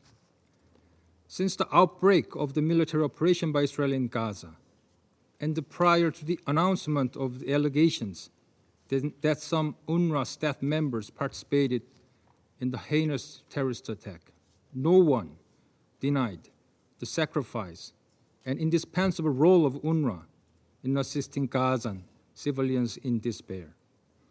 As the humanitarian catastrophe in Gaza deepens, including food and water scarcity, the role of humanitarian agencies such as UNRWA is now more crucial than ever.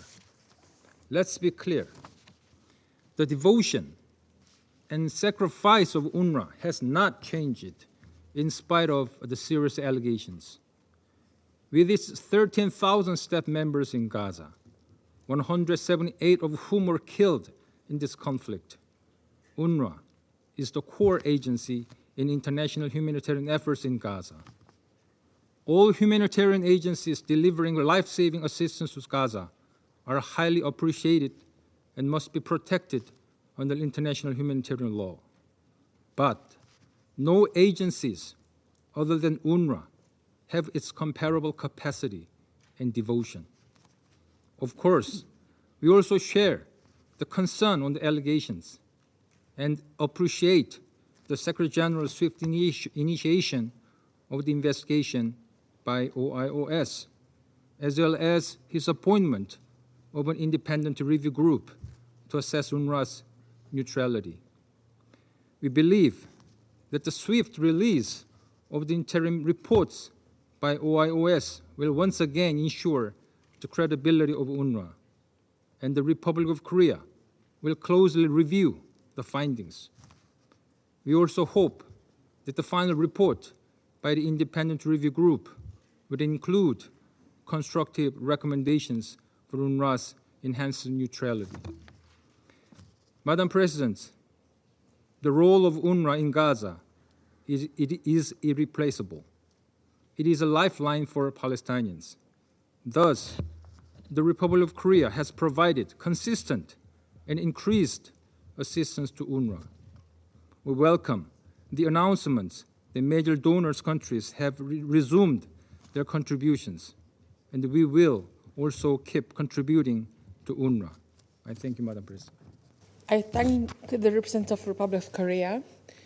The representative of the Russian Federation has asked for the floor to make a further statement. I give them the floor. Thank you, Madam President. We regret that today the Council once again saw an attempt to spread disinformation. This is completely inexcusable. This was an attempt made by the United States. Assertions to the fact that Russia and China vetoed the very complicated U.S.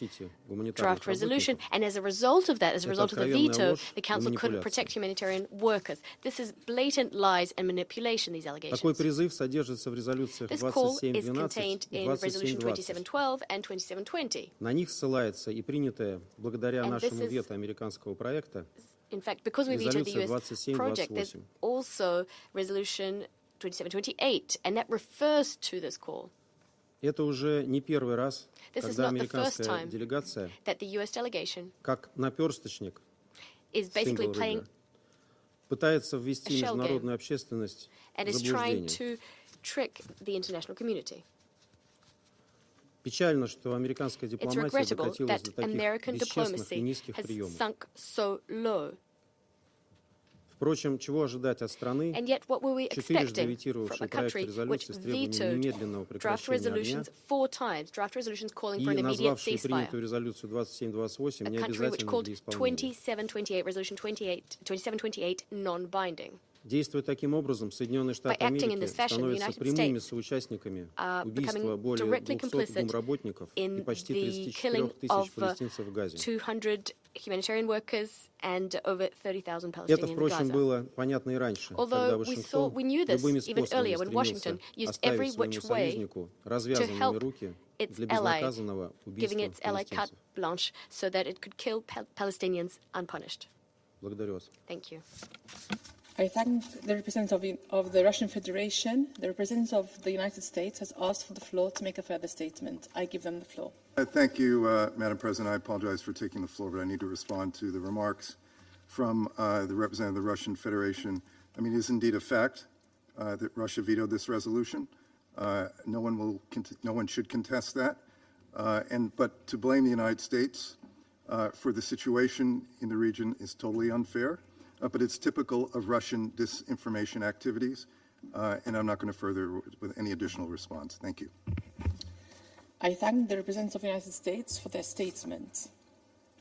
I now give the floor to His Excellency Mr. Zayed Abu Amr, Special Representative of the President of the Observer State of Palestine.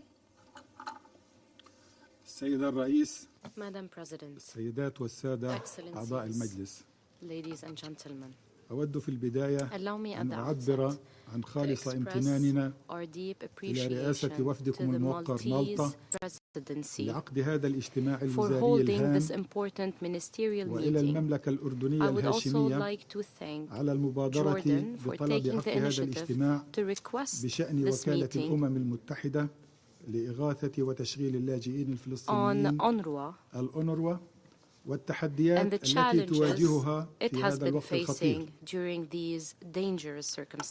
وبالطبع نعبر we would like to express our deep thanks to Algeria, the Arab member of the Security Council for placing the Palestinian question as a priority on the Council's agenda.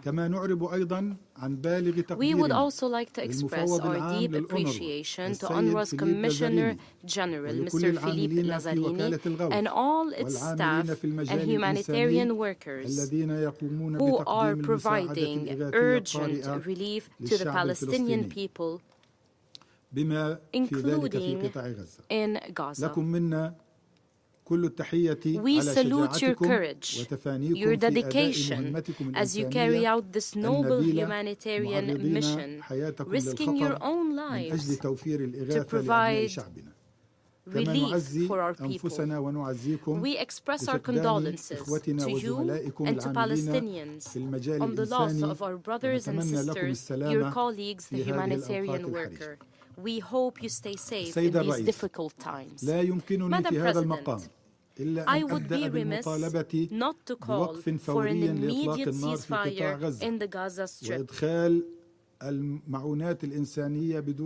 the delivery, unobstructed delivery of humanitarian assistance, for the implementation of Security Council resolutions, including resolutions 2712, 2720, and 2728. We are all fully aware that no innocent can be saved, no relief can be provided, no famine can be stopped in Gaza as long as Israel continues its ground invasion and airstrikes targeting civilians, homes, infrastructure, schools, shelters, hospitals, humanitarian facilities and workers, rescue teams, and even medical staff. No effective humanitarian response can be provided. No sufficient relief can be provided to Gaza as long as the harsh Israeli aggression and siege continue unabated, with threats to invade Rafah, now hosting 1.5 million refugees from Gaza, half of whom are children. Rafah, which is considered the humanitarian gate for the entry of assistance to Gaza and for the evacuation of the sick and the wounded. Pressure must be put on Israel, the occupying power, in a firm way, so it respects the international law and the international humanitarian law, to stop its policy of collective punishment, starvation, and the use of famine as a weapon of war.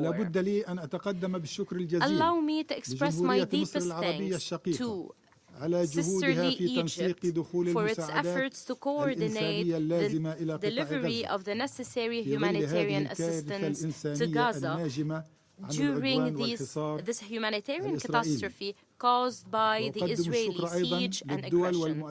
We would also like to thank all states and organizations helping in the evacuation of the sick and the wounded, and providing the necessary medical support and care for them. We call for taking serious and firm steps to open all border crossings in the Strip and to compel Israel to carry out its obligations as an occupying power and providing basic services to people under its occupation and being held accountable in line with international law. Massacres against innocent people in Gaza have been going for 6 months. Isn't it high time for this killing, this destruction and displacement to stop? Madam President, the General Assembly established the UNRWA in 1949 in line with Resolution 302. This resolution was very clear on the reason for UNRWA's establishment and mandate. It was very clear when UNRWA should be terminated. This is when the question of the Palestinian refugees is solved.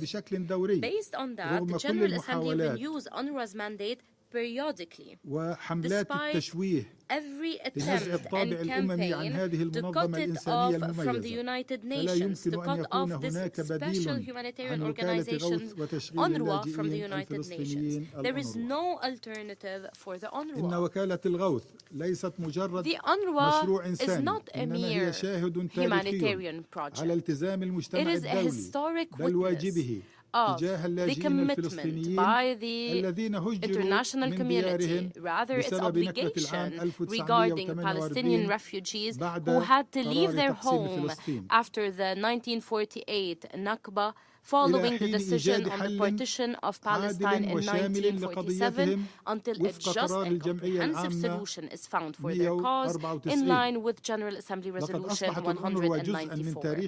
UNRWA has become part of the history of Palestinian refugees. Its vital role in their present, its role has become vital in their present and their daily life.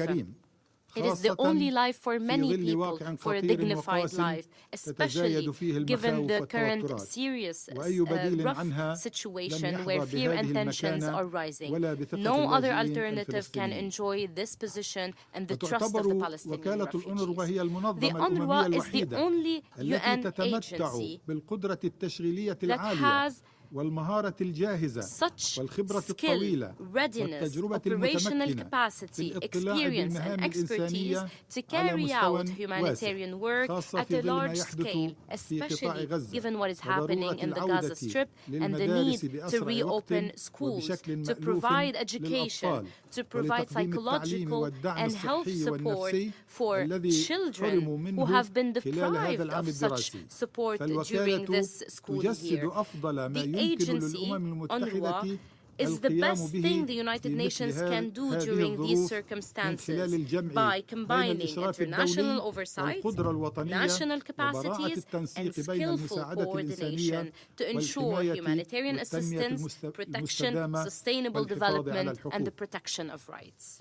سيد الرئيس إن الحملات الإسرائيلية على الأونروا ليست جديدة وليست سرا لقد قامت إسرائيل منذ فترة طويلة بالتحريض ضد الوكالة واستهداف مقارها ومخازنها وملاجئها وموظفيها وعرقلت عملياتها في الضفة الغربية بما فيها القدس الشرقية وفي قطاع غزة وشنت حملات التحريض والتشهير ضد موظفيها وضد اللاجئين الفلسطينيين أنفسهم وبالرغم من ذلك بقيت الأونروا المثال الذي يجسد قدرة المجتمع الدولي على الشراكة في المسؤولية والعمل الجماعي بما ينسجم مع القانون الدولي والالتزامات السياسية والأخلاقية من أجل تخفيف المأساة الإنسانية للاجئين الفلسطينيين إلى حين إيجاد حل عادل لقضيتهم. إننا نشعر بالامتنان العميق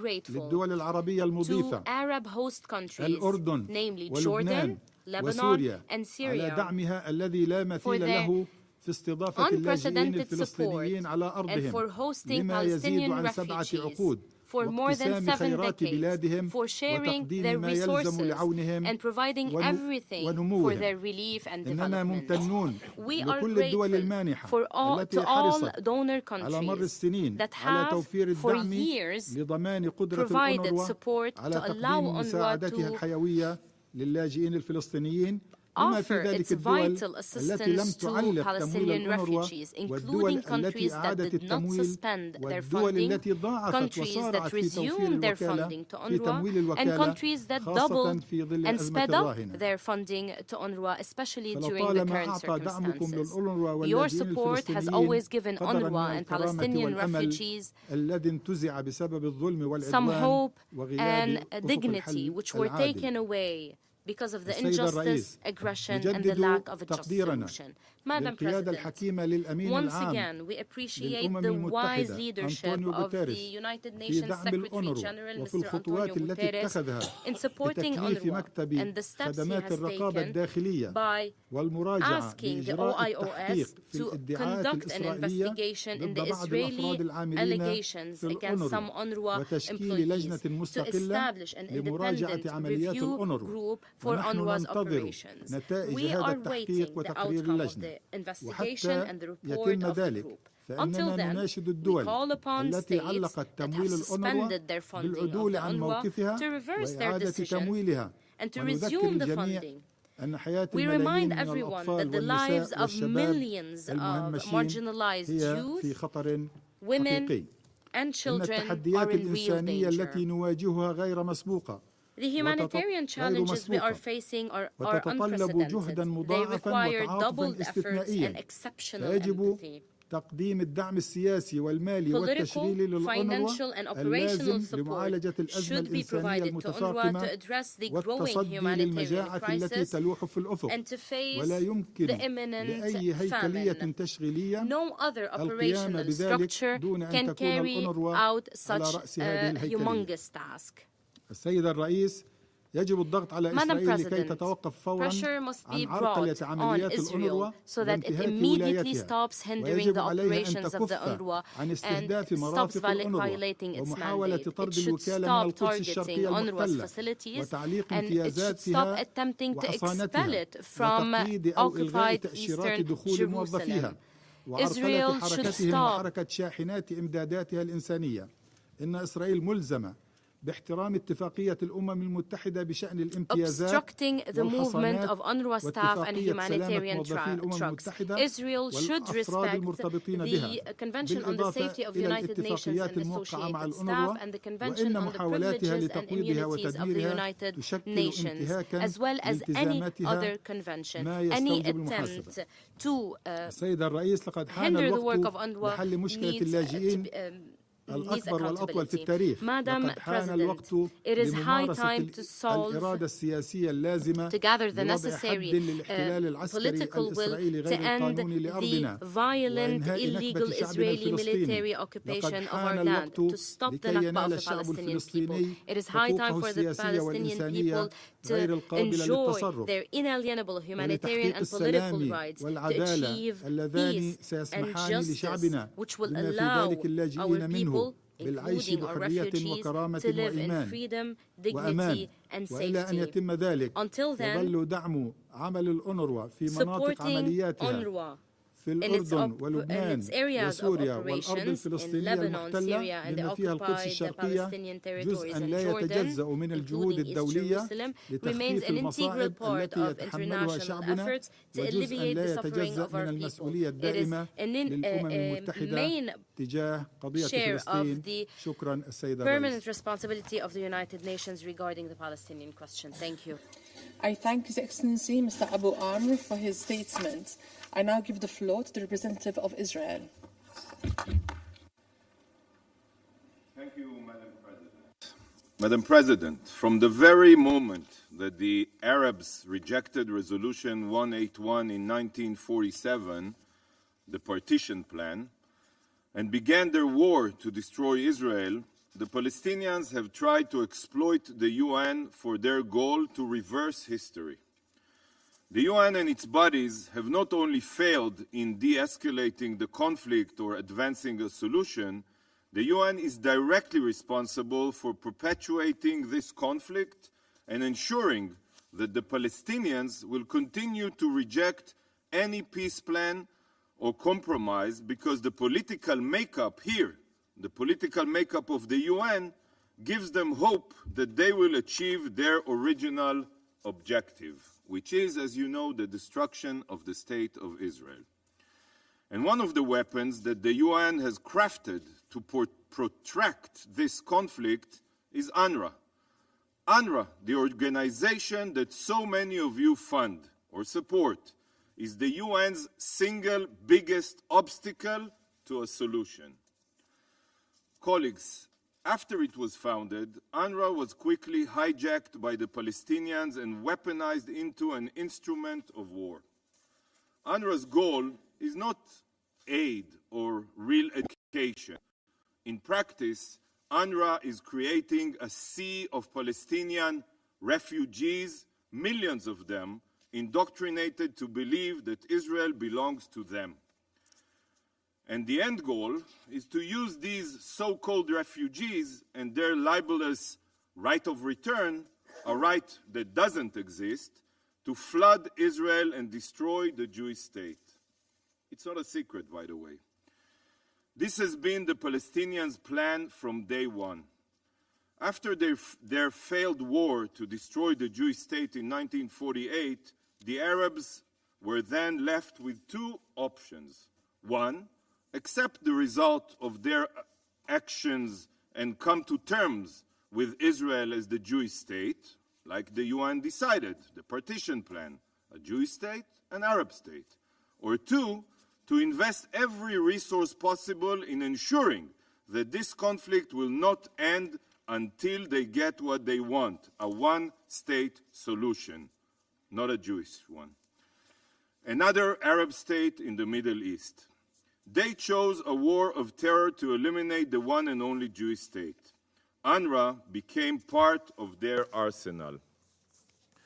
They immediately hijacked and weaponized UNRWA and turned it into a fully Palestinian organization.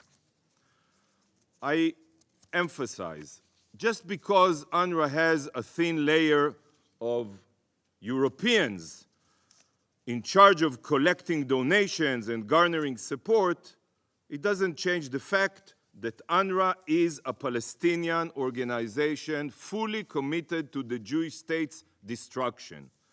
And how does UNRWA do this? Through their facilities, through the content in their textbooks, through their teachers and employees who support terror and glorify Hitler. One of UNRWA's primary goals is to indoctrinate Palestinian children to the idea of destroying Israel through the return, by brainwashing the Palestinians into believing that the war of 1948 is not over, that they are still refugees 76 years later, even though they were born in Gaza, Judea and Samaria, Jordan, Lebanon, Syria, and countries around the world. So I ask you, in 1949, there were approximately 500,000 Palestinians refugees. And today, according to UNRWA, there are, correct me if I'm mistaken, 5.6 million. Which other group of refugees, try to name a single one, has a UN body mandated not for their integration, not to end their refugehood, but to ensure that it continues generation after generation? This is exactly what UNRWA does. Colleagues, we hear a lot about Palestinian refugee camps, whether in Gaza, Judea and Samaria, or Lebanon. But have any of you took a moment to ask yourselves why? Why there are Palestinian refugee camps 76 years later? How can there be a Palestinian refugee camp in Gaza or next to Ramallah? These are places with no Israeli presence and complete Palestinian control. How can you be a refugee from Palestine when you live in a Palestinian city? Don't you see the paradox? Don't you see their goal for the future? If the Palestinian Authority is so keen on establishing an independent state, remember it for tomorrow, why are there still refugee camps in its territory? If a state was truly the Palestinians' goal, then these second, third, and even fourth generation descendants of refugees would be living in regular Palestinian cities and not camps. But sadly, this is not the Palestinians' goal. Their goal is still the annihilation of Israel. And one of their weapons is educating that Palestinian cities are not and will not be their permanent homes. After all, they are still, quote unquote, refugees. Their home is in Israeli cities such as Haifa, Tiberias, Tzfat, and many others. But this plot to destroy the Jewish state would be impossible without the help of the UN, and its destructive agency, UNRWA. UNRWA is the world's biggest advocate for a one-state solution. I repeat, UNRWA is the world's biggest advocate for a one-state solution, a Palestinian state from the river to the sea. Think about it. What makes the descendants of Palestinian refugees different from all other refugees? Why must there be a separate UN agency for Palestinian refugees, while all other refugees from Syria, from Sudan, millions, from Ukraine, from Afghanistan, are aided only by UNHCR? For them, it's enough. Why for Palestinians is refugeehood hereditary? Think honestly about this. No other group of refugees can pass on their refugee status to their children, grandchildren, and great-grandchildren in perpetuity. And no other refugee remains a refugee when they receive citizenship in another country. Not the Palestinians. There are Palestinians today with Jordanian, American, and Swedish passports whose great-grandparents left Israel in 1948. Yet to this day, they remain on UNRWA's rosters as Palestinian refugees. It's absurd. By the way, do you know that Mohammed Hadid, the father of the two supermodels, Bella and Gigi Hadid, he lives now in California. I think he's a billionaire. He is still a refugee according to UNRWA. You can't make this stuff up. Why isn't UNRWA's primary goal is to settle the refugees? Settle them. This dysfunctional system has no parallel anywhere else in the world, and it is a fundamental part of the problem. When the UN promotes an agency that preserves refugee camps and the refugee identity, nearly 80 years after the war, then all that is accomplished is the perpetuation of the conflict. What an achievement. UNRWA continues to feed the Palestinian people a lie, that the world supports their demand of return, that as long as the original refugees, along with their children, grandchildren, and great-grandchildren, have still not returned to where they once lived before they started a war in 1948 against the resolution of the UN, they will always be excluded from society and they will forever remain branded as refugees.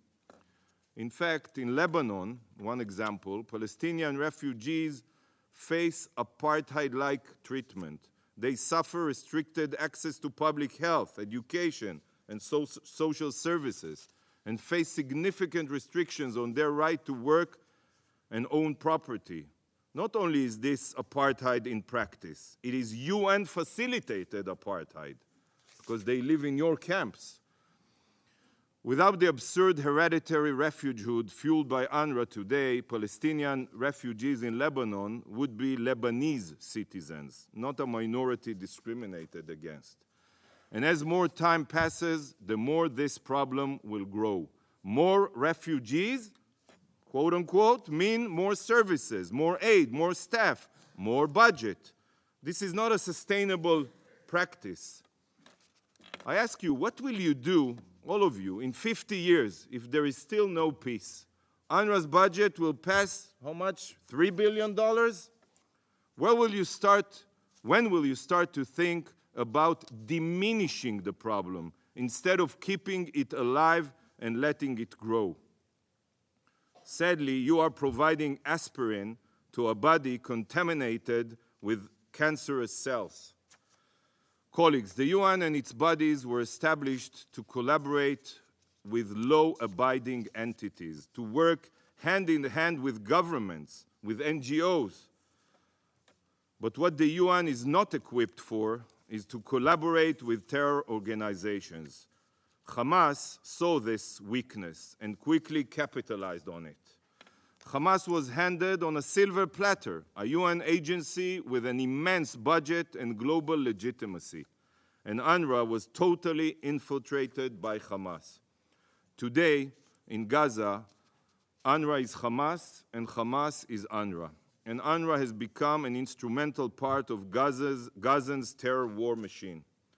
Israel has shared evidence proving that 17% of UNRWA employees in Gaza are members of terror groups, and 50% of UNRWA employees have a first-degree relative who is part of a terror organization. Hamas terrorists also hold key positions in UNRWA, and 18 UNRWA school principals in Gaza are active Hamas terrorists. 18. Try to imagine the education that Gazan children are receiving when their principal is a genocidal jihadist. But for some of you, Hamas is not a terrorist organization, so I'm not sure I'll be able to convince you. Seeing as UNRWA has been infiltrated by terrorists at all levels, it should be no surprise that so much UNRWA aid is redirected away from civilians and to terrorists. And aside from employing terrorists, UNRWA's infrastructure is also exploited by terrorists. A Hamas command base and data center was recently located underneath UNRWA headquarters, and it was connected directly to UNRWA's power supply. Terror tunnels have been found underneath UNRWA facilities. The UN recognized it. And over 30 of these facilities housed weapons and terror infrastructure. Yet, rather than take responsibility for the weaponization of UNRWA, Commissioner General Lazzarini has chosen to say that he had no knowledge of Hamas's hold on his own agency. I'm sorry, this is blatantly false. Israel, for years, exposed terror tunnels under UNRWA schools and supplied evidence of Hamas's exploitation of UNRWA. I told it to you when we met. We implored Mr. Lazzarini and the Secretary General to carry out a comprehensive search of all UNRWA facilities 3 years ago in Gaza. Yet, not only did they refuse, they chose to bury their heads in the sand and ignore reality. Colleagues, the October 7th massacre was the embodiment of the Palestinian so-called right of return. That is exactly how they understand it. But it doesn't have to be this way. There are alternatives to UNRWA, among them NGOs and other UN agencies. Israel cannot and will not allow UNRWA to continue in Gaza as it did in the past. I repeat, there are alternatives to UNRWA, and it's up to you if they can succeed. Madam President, today is not 1948. Israel is not going anywhere. Israel will remain the Jewish state, and the Palestinians will never be able to turn back the clock. History will not be rewritten. While I know this, and you know this, the Palestinians tragically still don't know this. And the reason they don't know it is because you continue funding UNRWA and fueling this deranged and perverse vision of flooding Israel with millions of descendants of Palestinian refugees. UNRWA is giving them destructive hope that Israel can be annihilated. The time has come to defund UNRWA. Thank you.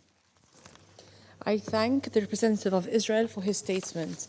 I now give the floor to His Excellency Mr. Ayman Safadi, Deputy Prime Minister and Minister of Foreign Affairs and Expatriates of Jordan. Bismillah ar-Rahman ar-Rahim. Thank you, Madam President, dear colleagues. Thank you for acting on Jordan's request to hold this special session on UNRWA. Dear colleagues, Gaza is starving. Its 2.3 million population is facing famine. This is the doing of Israel, which is using starvation as a weapon, in violation of international law, in defiance of the collective will of the world as expressed through the General Assembly and Security Council resolutions, and in complete disregard to human values. The suffering is beyond words. Only one agency has the knowledge, the ability, and the infrastructure to help ease it. It is UNRWA, the backbone of humanitarian efforts in Gaza. Israel wants to break it. Do not allow it to do so. UNRWA deserves your support because only UNRWA has the ability to meaningfully help starved Palestinians in Gaza and provide vital services to Palestinian refugees in its 5 areas of operation. UNRWA deserves your respect for the sacrifices it has made to ensure Palestinians in Gaza do not die from hunger. 178 persons of UNRWA staff have fallen to Israel's bullets and bombs. And Felipe, we renew our deepest condolences. Our hearts go out to those victims and to their families. Dear colleagues, the little aid that Israel is allowing into Gaza is not being efficiently distributed because Israel has prevented UNRWA from fulfilling the mandate that the UN gave it. And the UN is the whole world. The UN is all countries of the world. So when the UN decides, it is the world that decided. It's the countries that are members of the UN that decided. Attacking the UN is attacking the whole international community, is attacking international law, is attacking the multilateral system that we all support and the UN has been created to preserve. Children are dying because UNRWA and other aid agencies are forbidden from helping them in Gaza.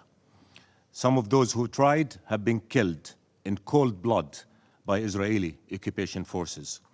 Even after the global outcry against the killing of the World Central Kitchen aid workers, Israel targeted a UNICEF team who miraculously dodged death, and there has been no independent investigation of those crimes.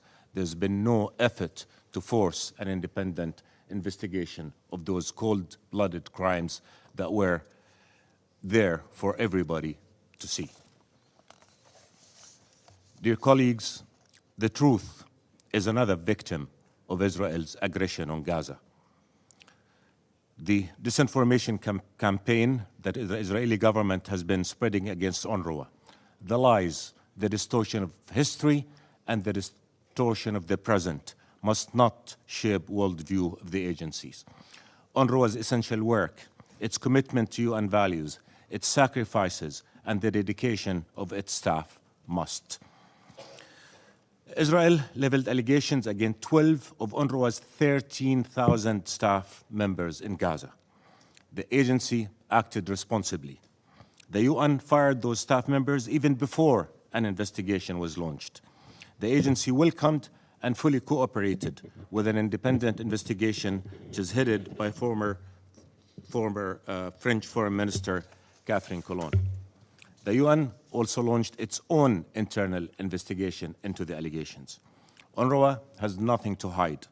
It faced up to its responsibilities. It has committed to fixing any wrongdoings or shortfalls, should any be found. Yet the Israeli witch hunt of the agency continues. This witch hunt started long before the allegations against the 12 members of its staff were made. The agency has been the target of a political assassination campaign for years. Israel wants to kill UNRWA and what UNRWA represents. The purpose of the attack on UNRWA is to kill the Palestinian refugees' rights, to kill the Palestinian issue, and to kill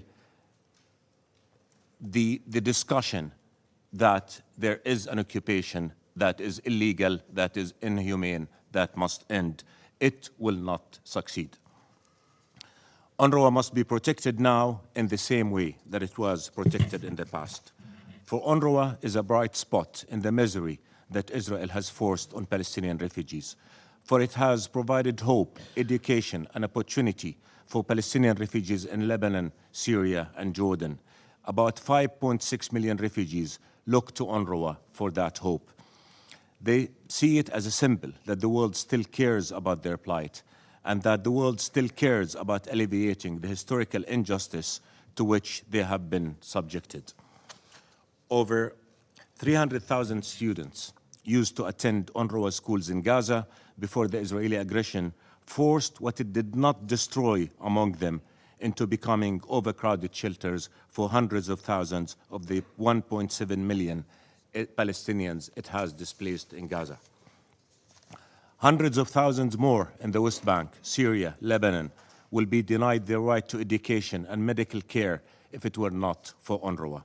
Over 100,000 boys and girls of the 2.3 million Palestinian refugees in Jordan received their education at UNRWA schools.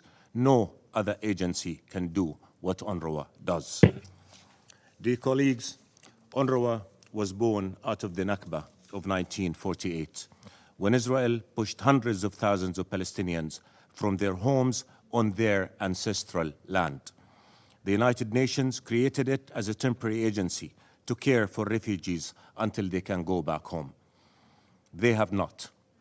In 1967, more Palestinians joined them in displacement.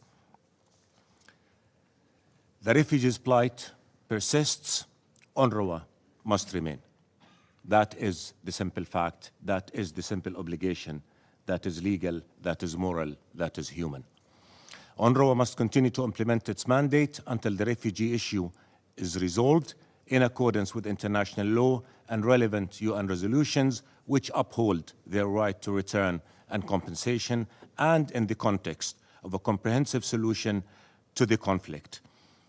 That solution will not be attained unless the cancer that is the occupation, unless the evil that is the occupation has ended and the Palestinians get to live in dignity and freedom in their own independent, sovereign state on their ancestral homeland.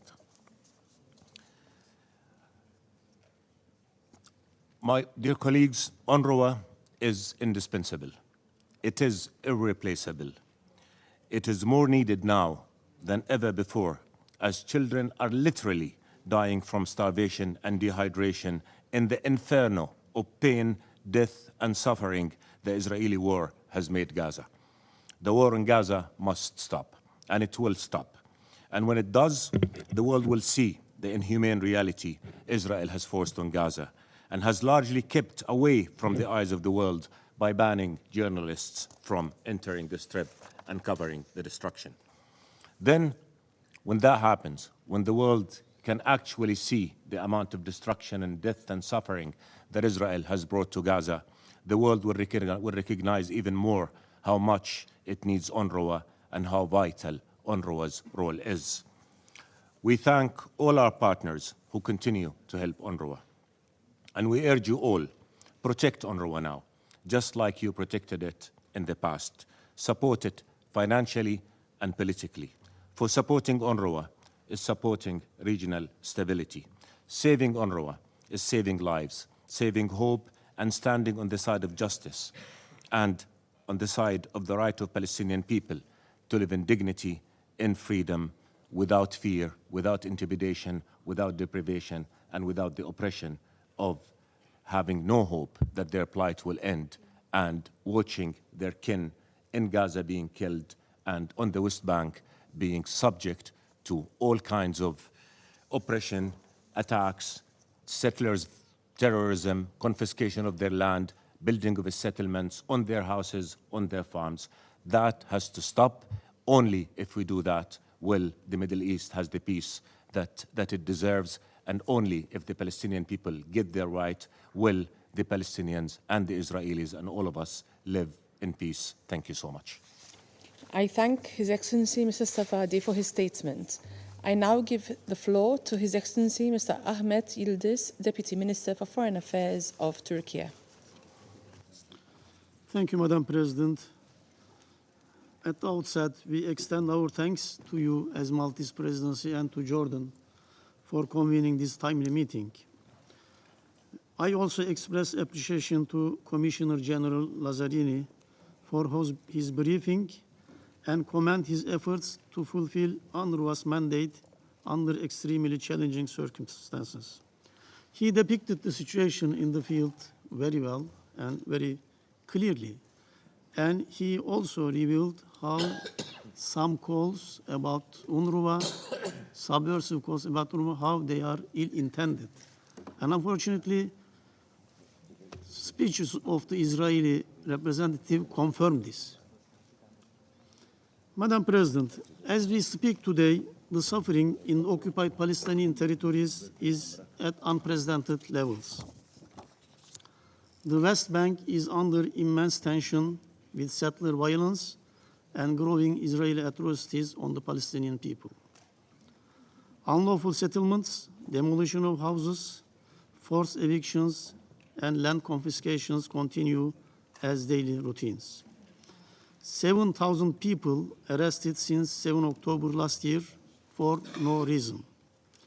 Gaza faces the most formidable human-made disaster in modern ages. Unseen destruction and massacres take place before our eyes. It is tormenting and heartbreaking. Human toll is well beyond the number of declared casualties. People are starving to death. A whole generation is being lost to violence and vicious cycle of indignation and impoverishment. This is insulting to our humanity. Security Council resolutions demanding an immediate ceasefire and preliminary measures of the International Court of Justice have not been implemented. International law is brazenly breached. Against this painful backdrop, UNRWA shines as a beacon of hope for the Palestinian people, indeed for all of us. UNRWA workers, UNRWA staff are selfless in distributing food, providing teaching, as well as medical and social services, among other essential tasks, under life-threatening circumstances, while more than 200 UN personnel in Gaza have been killed by the Israeli attacks. Yet, the Israeli government continues to pursue its defamatory campaign to discredit the agency, although its allegations have not been substantiated.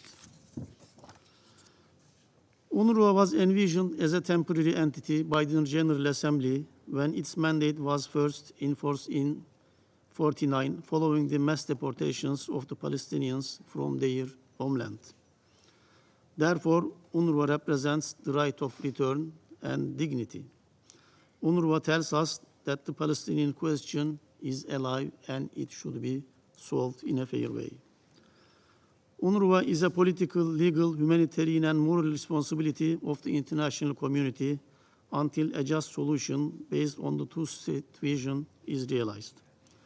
Turkish support to UNRWA is solid and unwavering. We call on all member states to ensure that UNRWA continues its critical work.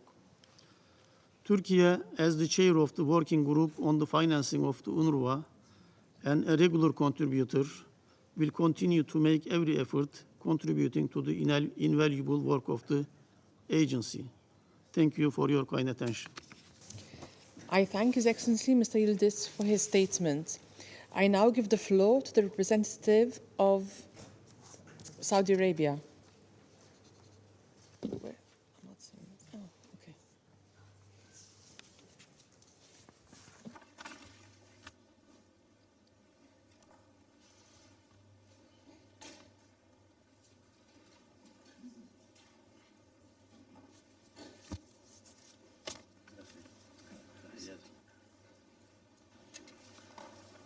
بسم الله الرحمن الرحيم. السيد الرئيس، أصحاب المعالي والسعادة، أتشرف بإلقاء هذا البيان نيابة عن المجموعة العربية. بداية يطيب لي أن أتقدم بخالص الشكر والتقدير إلى دولة الرئاسة مالطا لاستجابتها لمبادرة المملكة الأردنية الهاشمية لعقد هذا الاجتماع الوزاري لدعم وكالة الأمم المتحدة لإغاثة وتشغيل اللاجئين الفلسطينيين في الشرق الأدنى الأنروا ومناقشة التحديات التي تواجهها خلال هذه الفترة الحرجة. ونتوجه بالشكر أيضا للمفوض العام للأنروا السيد فيليب لازاريني ولكل العاملين في الوكالة والعاملين في المجال الإنساني عموما، ونشيد بدورهم البطولي وشعوب العالم تنظر إليكم بإجلال وتقدير لجهودكم العظيمة في إغاثة شعب غزة، وتحيي شجاعتكم في أداء مهمتكم الإنسانية النبيلة، مدركين في ذات الوقت حجم الألم الذي أصابكم بفقدان زملائكم الذين قتلتهم آلة الحرب الإسرائيلية وهم يقومون بدورهم البطولي والإغاثي لشعب غزة المنكوب. وكلنا شهدنا جميعا كيف امتزجت دماء العاملين في الأنروا بدماء الأبرياء المدنيين العزل، حيث قتل الجيش الاحتلال الإسرائيلي أكثر من 176 موظفا من وكالة الأنروا منذ بداية العنوان الإسرائيلي على القطاع. السيد الرئيس، السيدات والسادة، منذ اندلاع العدوان الإسرائيلي على قطاع غزة ومجلس الأمن لا يزال على مدى أكثر من نصف عام عاجزاً عن حماية المدنيين والأطفال والنساء من الموت والجوع والمرض في ظل وجود انحياز واضح للمعتدين ترتب عليه سقوط أكثر من 33,000 شهيد وما يزيد عن 72,000 جريح معظمهم من النساء والأطفال ومع ازدواجية المعايير وأيضا تعنت الجانب الإسرائيلي يستمر سقوط الضحايا الأبرياء بالقصف والمرض والتجويع. كيف يمكن السكوت على سياسة التجويع ضد سكان غزة الأبرياء؟ كيف يمكن تبرير منع وصول المساعدات الإنسانية؟ كيف يتم استهداف الوكالات الإنسانية بالقصف تارة والاتهام والادعاءات الكاذبة تارة أخرى؟ إننا من هذا المنبر نجدد مطالبتنا بتنفيذ قرارات مجلس الأمن بما في ذلك القرارات 27/12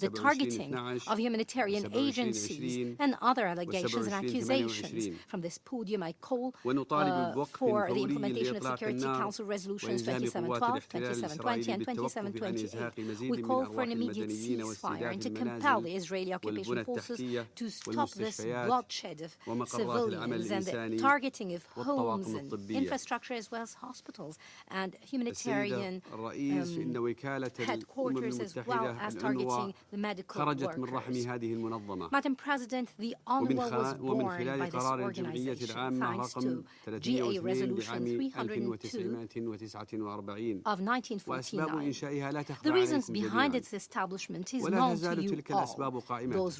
فالشعب الفلسطيني تعرض ولا يزال يتعرض لتهجير ممنهج مستمر حتى يومنا هذا. Systematic displacement until this very day. The UNRWA, the humanitarian organization that lived the Palestinian crisis for over 7 decades, its role is unequivocal and indispensable, for it is the lifeline that brings hope to suffering people who fell victim to a horrible situation due to political favoritism and awful biases. Some countries that stand by the occupier. This organization and agency is not just a humanitarian one. It has lived with the Palestinian people and through its Nakba and setbacks. It lived that Nakba moment by moment and generation after generation. It was a great support to the people of Gaza during the recent ordeal. It supported more than 2 million Palestinians facing death by bombardment, disease, hunger, and thirst. We stress, Madam President, that there is no alternative to the UNRWA. It is the only UN agency that has such high operational capabilities, as well as the long experience and ability to undertake both developmental and humanitarian duties at large scale. Its role is not constricted to relief and humanitarian roles. It also shapes other sectors such as education, health services, and cultural affairs, which are fundamental dimensions and indispensable ones. To conclude, Madam President, over the past months, the UNRWA and its personnel faced a harsh and unjust defamation campaign unprecedented in the history of international organizations. Allegations and accusations were thrown without evidence or justification, except the elimination of UNRWA. They are trying to put an end to the only source of hope to the Palestinian citizens. This pressure continues to bear on donor countries to stop their financing of the UNRWA. They targeted its headquarters, warehouses, safe havens, and personnel. They tried to obstruct its work everywhere, including in East Jerusalem. In this vein, we'd like to thank all donor countries who did not respond to such false allegations and did not suspend their assistance to the UNRWA. Those countries who were keen over the years years to provide the necessary support to the UNRWA so that it can continue its vital support to the Palestinian refugees and contributed in the stability of the region. The Arab group calls on all countries that have suspended their assistance to the UNRWA to review their stance and reconsider this position to resume their financing. The lives of millions of women, children, and youth require an end to such suspension. We call upon the countries that provide support to such suspension to stop those false accusations and respect the noble role of the UNRWA so that it can continue to provide support and protection to Palestinian people in all 5 places where the UNRWA works. To conclude, we reiterate the full support of the Arab group to the UNRWA. We commend the vital role under the stewardship of Mr. Felipe Lazzarini. Thank you, Madam President. I thank the representative of Saudi Arabia. I now give the floor to the representative of Egypt. السيدة الرئيس السيد فيليب لازاريني المفوض العام لوكالة الأونروا. Mr. Philip Lazzarini, نشكر مالطا على عقد اجتماع اليوم بمبادرة مقدرة من المملكة الأردنية الهاشمية الشقيقة كما نتقدم للمفوض العام لوكالة الأونروا بخالص التعازي في شهداء الوكالة الذين بلغ عددهم 178 شهيدا حتى الآن سقطوا نتيجة العدوان الإسرائيلي المستمر منذ 6 أشهر على قطاع غزة مخالفة للقانون الدولي وقرارات الأمم المتحدة التي باتت مقراتها وموظفوها في دائرة الاستهداف المتعمد من قبل الجيش الإسرائيلي. فيليب لازاريني أنت وجميع موظفي الأونروا النبلاء لكم منا جميعا كل تقدير واحترام. أنتم أبطال فقد سطرتم بشجاعتكم وتفانيكم في العمل في هذه الظروف أروع ملحمة نقف أمامها تسجيلا courage and your devotion in these difficult circumstances have meant that you have accomplished something admirable, and we bow our heads in respect to you, because you have been targeted, as have members of your family, تطالب مصر مجددا بإنفاذ وقف فوري لإطلاق النار حماية للمدنيين العاملين في المجال الإنساني تنفيذا لقرارات مجلس الأمن والجمعية العامة ذات الصلة كما تدين مصر استمرار إسرائيل في القتل full ceasefire for the protection of civilians and humanitarian workers in implementing Council and Assembly resolutions. Egypt will continue to condemn the persistence of Israeli attacks. Israel, which is continuing to kill and deliberately destroy UNRWA's facilities and to kill its personnel, which is serious and unprecedented step.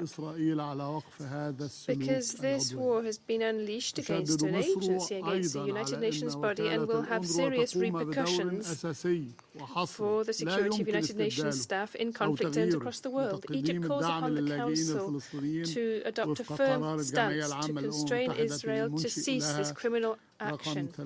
Egypt stresses the fact that UNRWA plays a fundamental and exclusive role, which is irreplaceable and unchangeable in terms of supporting refugees and Palestinians pursuant to Resolution 302 of the General Assembly on the creation of the agency in 1949. The role accomplished by UNRWA is not a favor for the Palestinian people, but rather a responsibility assumed by the international community due to the tragedy faced by these people who have been forced to be displaced from their territories and deprived of their homelands. والتي ترمي لتصفية قضية اللاجئين الفلسطينيين التي تعد ركنا أساسيا من قضايا الحل النهائي في محاولة لتصفية باقي أركانها وإنهاء مطالب الشعب الفلسطيني المشروع. of the campaign against UNRWA, which aims to liquidate the cause of the Palestinian refugees. This is one of the fundamental pillars of the final agreement, in an attempt to liquidate the other pillars as well and to bring an end to the demands of the Palestinian people. We must all counter this oppressive campaign so that Palestinian people can recover their legitimate rights. Egypt calls upon those states which have suspended their contributions to UNRWA's budget at the most difficult and most sensitive of times, where 1.7 million people, Palestinians in Gaza, are facing challenges of forced displacement. We call upon them then to resume the financing of the agency. Egypt rejects any fallacious pretexts presented by these states for halting their financing of any individual violations or any measures of this kind, rather, should be taken as part of the measures in force, without politicization and without generalization, and with no attempts to dismember the agency. We call upon the other donors to continue their financing immediately and with no preconditions, or even to increase this financing. We would call upon them to do this given the dangerous situation which prevails in Palestinian territory. We are not exaggerating when we say that stopping this financing is a tool to pressure Palestinian people who are suffering from this current crisis, and this adds to the crisis. It adds a further crisis on top of all their suffering. We must take a firm position with regard to Israel, which has killed UNRWA staff in cold blood.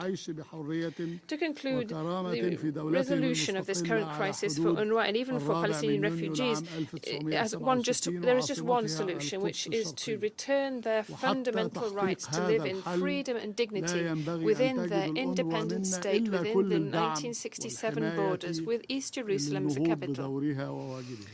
But in the meantime, until this solution comes into being, we must ensure the necessary support and protection so that UNRWA can complete its role. Mr. Lazzarini and dear colleagues of UNRWA, be aware that you are not alone in your fight, and you have our full respect. I thank you. I thank the representative of Egypt for their statement. I now give the floor to the representative of the Syrian Arab Republic. Madam President, we would like to thank you for convening this كما نشكر السيد فيليب لازاريني المفوض العام للأونروا على إحاطته الهامة.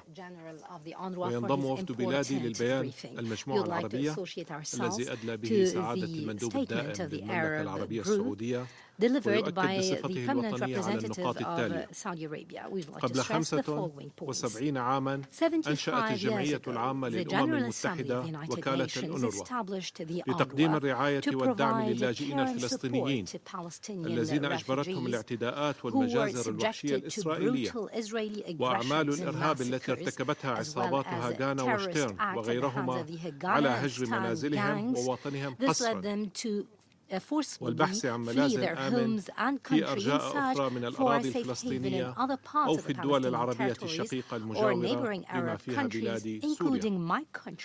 منذ ذلك الوقت واصلت سلطات الاحتلال الإسرائيلي سياساتها العدوانية إزاء دول المنطقة وشعوبها مرتكبة أبشع الجرائم والمجازر وآخرها جريمة الإبادة الجماعية المستمرة منذ أكثر من 6 أشهر بحق الشعب الفلسطيني في قطاع غزة لا بل وبحق كل من يهب لمساعدته من الطواقم الإنسانية والطبية إضافة إلى الصحفيين الذين يوثقون جرائم الاحتلال الإسرائيلي ومعاناة الفلسطينيين.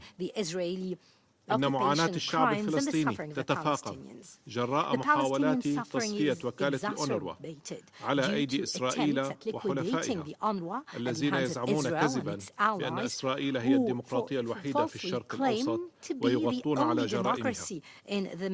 لقد اعتمدت منظمة الأمم المتحدة مئات القرارات الخاصة بالصراع العربي الإسرائيلي، إلا أن تلك القرارات لم تجد طريقها إلى التطبيق جراء الانحياز السافر والدعم اللامحدود الذي وفرته الإدارات الأمريكية المتعاقبة والدول الغربية الاستعمارية لكيان الاحتلال. لقد تجلى ذلك مجددا في منع الإدارة الأمريكية المتكرر مجلس الأمن من اعتماد قرار واضح يدعو لوقف فوري ودائم للعدوان الإسرائيلي واستخدامها الفيتو 4 مرات لهذا الغرض، ومسارعتها فور اعتماد المجلس للقرار 27/28 للتصريح بأنه مؤقت غير ملزم ولا يرتب على الأطراف أي التزامات جديدة. انتهى اقتباس.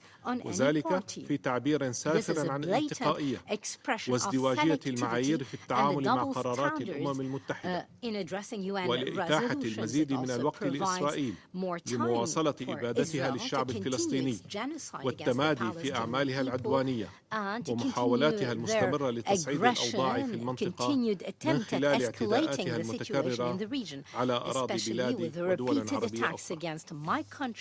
سيد الرئيس، يشدد وفد بلادي على الدور الحيوي للأونروا والذي لا يمكن الاستغناء عنه في مساعدة الشعب الفلسطيني، ويدين استهداف إسرائيل وقتلها المتعمد والممنهج لأكثر من 230 من موظفي الأونروا ووكالات الأمم المتحدة الأخرى وغيرهم من الطواقم الإنسانية الذين فقدوا أرواحهم جراء العدوان الإسرائيلي الهمجي على غزة. ويتقدم وفد بلادي بتعازيه للسيد لازاريني ولعائلات الضحايا متمنيا الشفاء العاجل للمصابين. إن بلادي سوريا ترفض رفضا مطلقا المحاولات الرامية للمساس بدور ووكالة وولاية وكالة الأونروا خدمة لأجندة الاحتلال الإسرائيلي الرامية لتصفية القضية الفلسطينية بما فيها حق العودة. وتحث سوريا الدول المانحة التي علقت تمويلها للوكالة على العدول عن قرارها واستئناف تمويلها للأونروا بالسرعة الكلية بما يضمن توفير الموارد الكافية والمستدامة والقابلة للتنبؤ ومواصلة تقديم الدعم للشعب الفلسطيني في وطنه الأم وفي الدول المضيفة بما فيها سوريا التي تستضيف مئات الآلاف من الأشقاء الفلسطينيين. ختاما السيد الرئيس، تؤكد سوريا مجددا وقوفها إلى جانب الشعب الفلسطيني الشقيق في نضاله لتحرير أرضه المحتلة وإقامة دولته المستقلة ذات السيادة وعاصمتها القدس، وتشدد على ضرورة الوقف الفوري للعدوان الإسرائيلي وضمان وصول المساعدات الإنسانية العاجلة والكافية لأهالي غزة ومنع التهجير القسري وضمان مساءلة إسرائيل وداعميها وعدم إفلاتهم من العقاب. نؤكد لقد دعمت سوريا وما زالت تدعم طلب فلسطين لنيل عضويتها الكاملة في الأمم المتحدة. ختاما، تحذر سوريا من التداعيات الكارثية للاعتداءات الإسرائيلية المتكررة على أراضيها والتي تهدد السلم والأمن الإقليميين والدوليين، وتطالب مجلس الأمن بالتحرك العاجل لوقفها وضمان عدم تكرارها. شكرا سيد الرئيس. I thank the representative of the Syrian Arab Republic. I now give the floor to His Excellency Mr. Stavros Lambrinidis, Head of Delegation of the European Union to the United Nations. Thank you, Madam President. The European Union remains gravely concerned about the devastating humanitarian crisis in Gaza. We reiterate our call for full respect of international humanitarian law by all parties. In particular, we would like to re-emphasize our call for an immediate humanitarian pause leading to a sustainable ceasefire and for the safe, unimpeded, and continued humanitarian access to and throughout Gaza. Humanitarian workers, dear colleagues, must never be targeted. We share our condolences to the loved ones of all humanitarian workers killed in Gaza, including UNRWA and other UN workers and international and local organization staff. As OCHA Undersecretary General Martin Griffiths recently said, the past 6 months of war in Gaza are a betrayal of humanity. Addressing the imminent famine in Gaza urgently requires a comprehensive approach that combines political action, strict adherence to international humanitarian law, unimpeded sustained humanitarian access for aid delivery, commercial access, along with the restoration of essential services. Such a comprehensive approach requires coordination and leadership.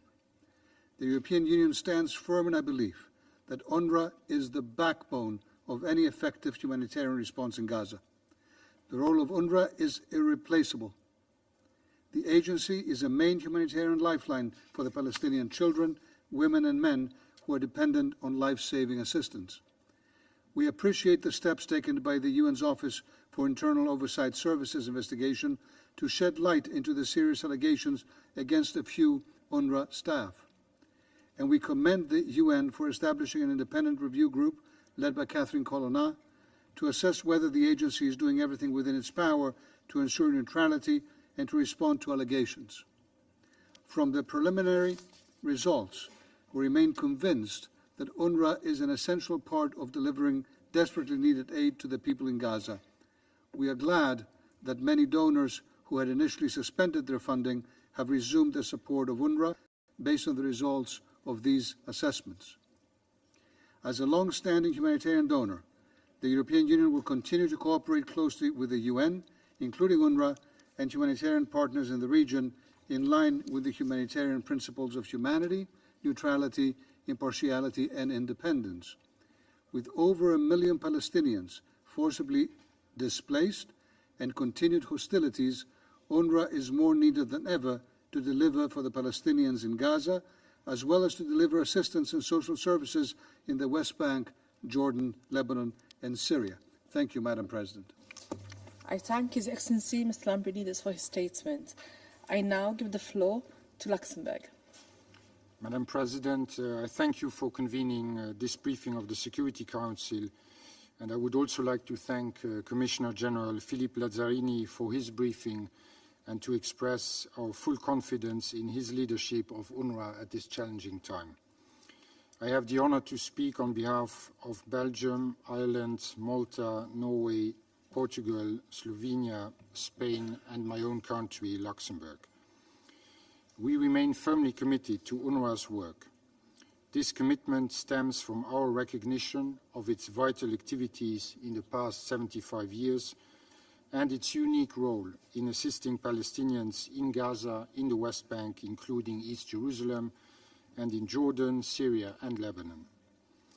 Today's meeting is an important opportunity to recall the critical contribution that UNRWA makes to the international peace and security and to formulate strategies to address the obstacles preventing UNRWA from conducting its humanitarian and human development operations in an effective manner. The General Assembly last renewed the vital mandate of UNRWA in December 2022, affirming the necessity of the continuation of UNRWA's work. We stand in strong support of that mandate, which remains as essential as ever. At this time, more than ever, we are conscious of UNRWA's work to alleviate the suffering of Palestine refugees, for whom the agency is a lifeline.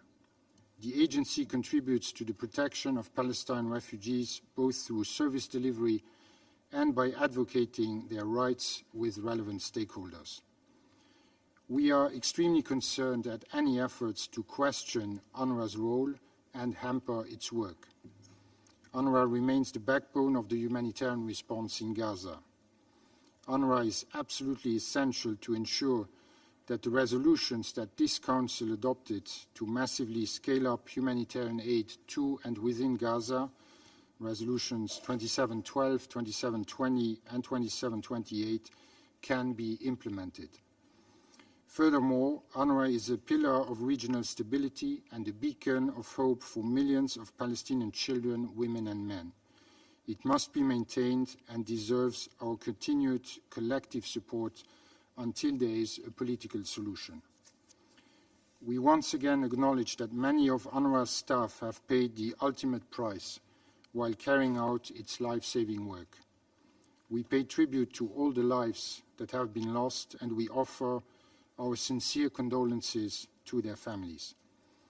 Humanitarian workers, including UNRWA staff and those who supply them with aid, are providing life-saving assistance under intolerable conditions. These workers must be protected in full accordance with international humanitarian law. UNRWA, as well as the other humanitarian actors, needs full, rapid, safe, and unhindered humanitarian access at scale into and throughout Gaza and the West Bank. It is essential that Israeli restrictions and arbitrary impediments impacting the work of UNRWA and other humanitarian groups are immediately lifted to ensure the desperately needed flow of aid. Madam President, we fully support and trust the UN Secretary-General and the Commissioner General's swift responses to the grave allegations made about 12 members of UNRWA staff out of approximately 13,000 working in Gaza, including the Office of Internal Oversight Services and the independent review processes.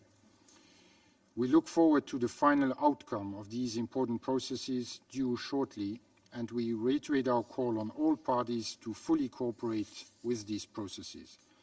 We are confident that where and as necessary, the independent review can further strengthen UNRWA's transparency and accountability. The fighting across Gaza must stop immediately. It is imperative that Israel and other actors refrain from further escalation. We need an immediate ceasefire and the full, safe and unhindered access of humanitarian aid. In that regard, we call for the immediate implementation of resolutions 2712, 2720 and 2728. We also call for the immediate implementation of the provisional measures ordered by the International Court of Justice on 26 January and 28 March. Madam President, we wish to reiterate our condemnation of the brutal attacks by Hamas on 7th October and our continued calls for the immediate and unconditional release of all hostages. The humanitarian crisis in Gaza is on an unprecedented and inhumane scale. Over 33,000 people, mostly women and children, have now been killed, and so many lives hang in the balance now. People are in dire need of the most basic life-saving provisions: food, safe drinking water, sanitation, shelter, medicine and medical supplies. People have been pushed beyond all human limits. More than 85% of the population has been forced from their homes and further displaced on multiple occasions. A conflict-induced famine looms large, with 1.1 million people now facing catastrophic levels of food insecurity. Madam President, UNRWA's financial situation remains deeply concerning given the continued suspension of some of UNRWA's largest donors. At a time of a humanitarian catastrophe of epic proportions in Gaza, UNRWA, as the agency with the largest footprint and expertise by far, needs predictable and sustainable financing. Continued suspension will cost lives and will put UNRWA's role in regional stability in jeopardy. That is why we reinforced our support for UNRWA. We, as a group of countries, have provided $100 million to UNRWA in 2024 so far. We call on existing donors and possible new donors to consider stepping up their support to UNRWA. We commend the European Commission for the swift allocation of €50 million to the agency, and we expect that further funds planned for this year will be contributed without unnecessary delay. Madam President, we close by reiterating our firm conviction that the only solution to this crisis remains the implementation of the two-state solution. We therefore support all efforts, including in the Security Council, to restore a political horizon leading to a political process under the auspices of the United Nations. And I thank you. I thank the representative of Luxembourg for their statement. I now give the floor to the representative of Lebanon. سيدة الرئيسة، أتوجه إليكم بالشكر على عقد هذه الجلسة. I'd like to thank you for convening today's meeting. The delegation of Lebanon would like to align itself with the statement delivered by the Kingdom of Saudi Arabia on behalf of the Arab Group. We'd like to thank the Commissioner General of UNRWA, Mr. Lazzarini, for his edifying briefing, which underscored the scope of the human tragedy being visited upon the population of Gaza, as well as UNRWA's important role as the cornerstone of humanitarian action and a replaceable agency in Gaza, as well as in other countries in the region hosting refugees. Madam President, we'd like to reiterate that the humanitarian catastrophe in Gaza has been provoked by Israel. It seeks to annihilate the conditions for life and survival. It's preventing and hindering the delivery of humanitarian assistance and the provision of humanitarian relief to the civilians in Gaza. Israel is also preventing UN agencies, specifically UNRWA, to deliver and distribute aid in the north of Gaza in particular. What's more is Israel is targeting deliberately and repeatedly dozens of facilities which belong to UNRWA, 167 of them. They enjoy protection under international law. As a result, 100 people have died amongst refugees and civilians. Members of UNRWA, 178 staff members, have perished, an unprecedented number. They are martyrs. Madam President, Israel is trying to divert the world's attention from its violations of international law in Gaza. A systematic campaign is being waged by Israel to tarnish the agency's reputation. As a result, some states have frozen or suspended funding to UNRWA, provoking an unstable financial situation that has brought UNRWA to the brink of the abyss. This is very dangerous.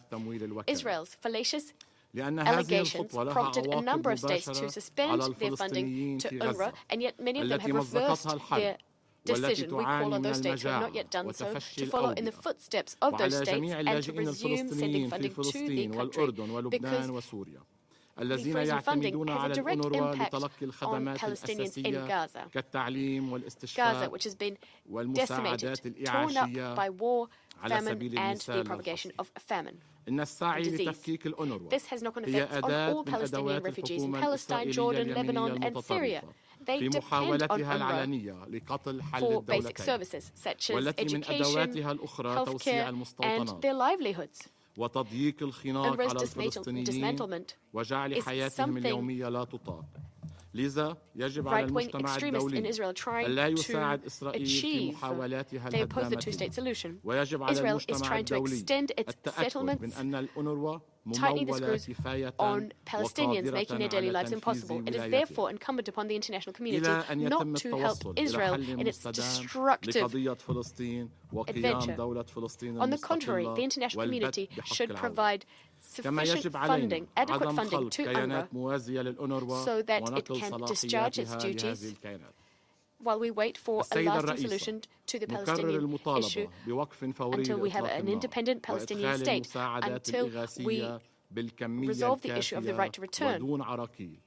However, we shouldn't create parallel entities for the time being, transferring UNRWA's prerogatives to such parallel entities. We reiterate a call for an immediate ceasefire, the delivery of humanitarian assistance at scale in an unimpeded fashion, and an end to forced displacement that is being imposed by Israel with an iron fist on innocent Palestinians. By way of conclusion, investing in UNRWA is in our common interest because the agency is helping to build a better future for the Palestinian people.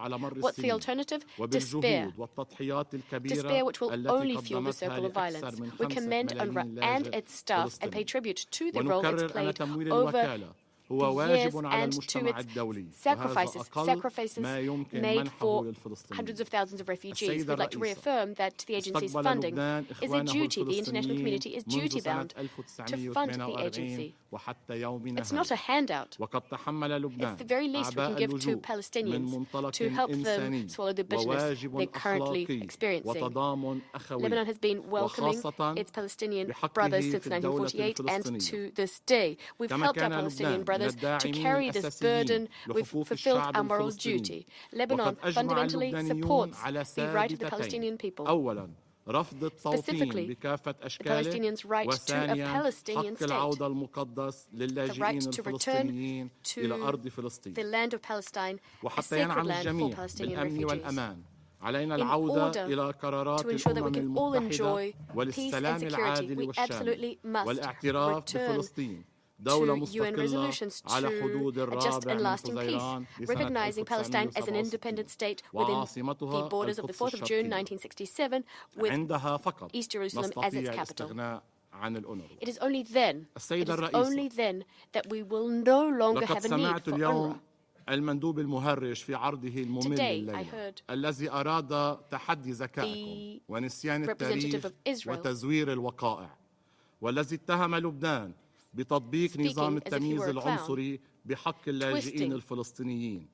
نذكر أن لبنان فتح أبوابه لإخوانه الفلسطينيين الهاربين من هول المجازر التي ارتكبتها العصابات الإسرائيلية في دير ياسين وحيفا وطنطورة وباقي القرى والمدن الفلسطينية والتي ذهب ضحيتها آلاف الفلسطينيين ولكن للأسف فقد رضي القتيل ولم يرضى القاتل. وشكرا السيدة We welcomed thousands of victims. Thank you very much. I thank the representative of Lebanon for their statement. In accordance with Rule 37 of the Council's Provisional Rules of Procedure, I invite the representative of Denmark to participate in this meeting. It is so decided. I now give the floor to the representative of Denmark. Thank you, President. I have the honor to speak on behalf of the 5 Nordic countries, Finland, Iceland, Norway, Sweden, and my own country, Denmark.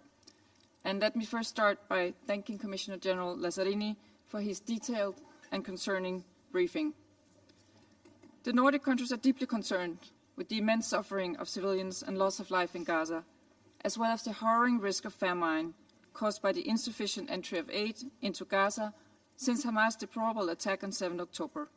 We also deplore the number of humanitarian workers killed.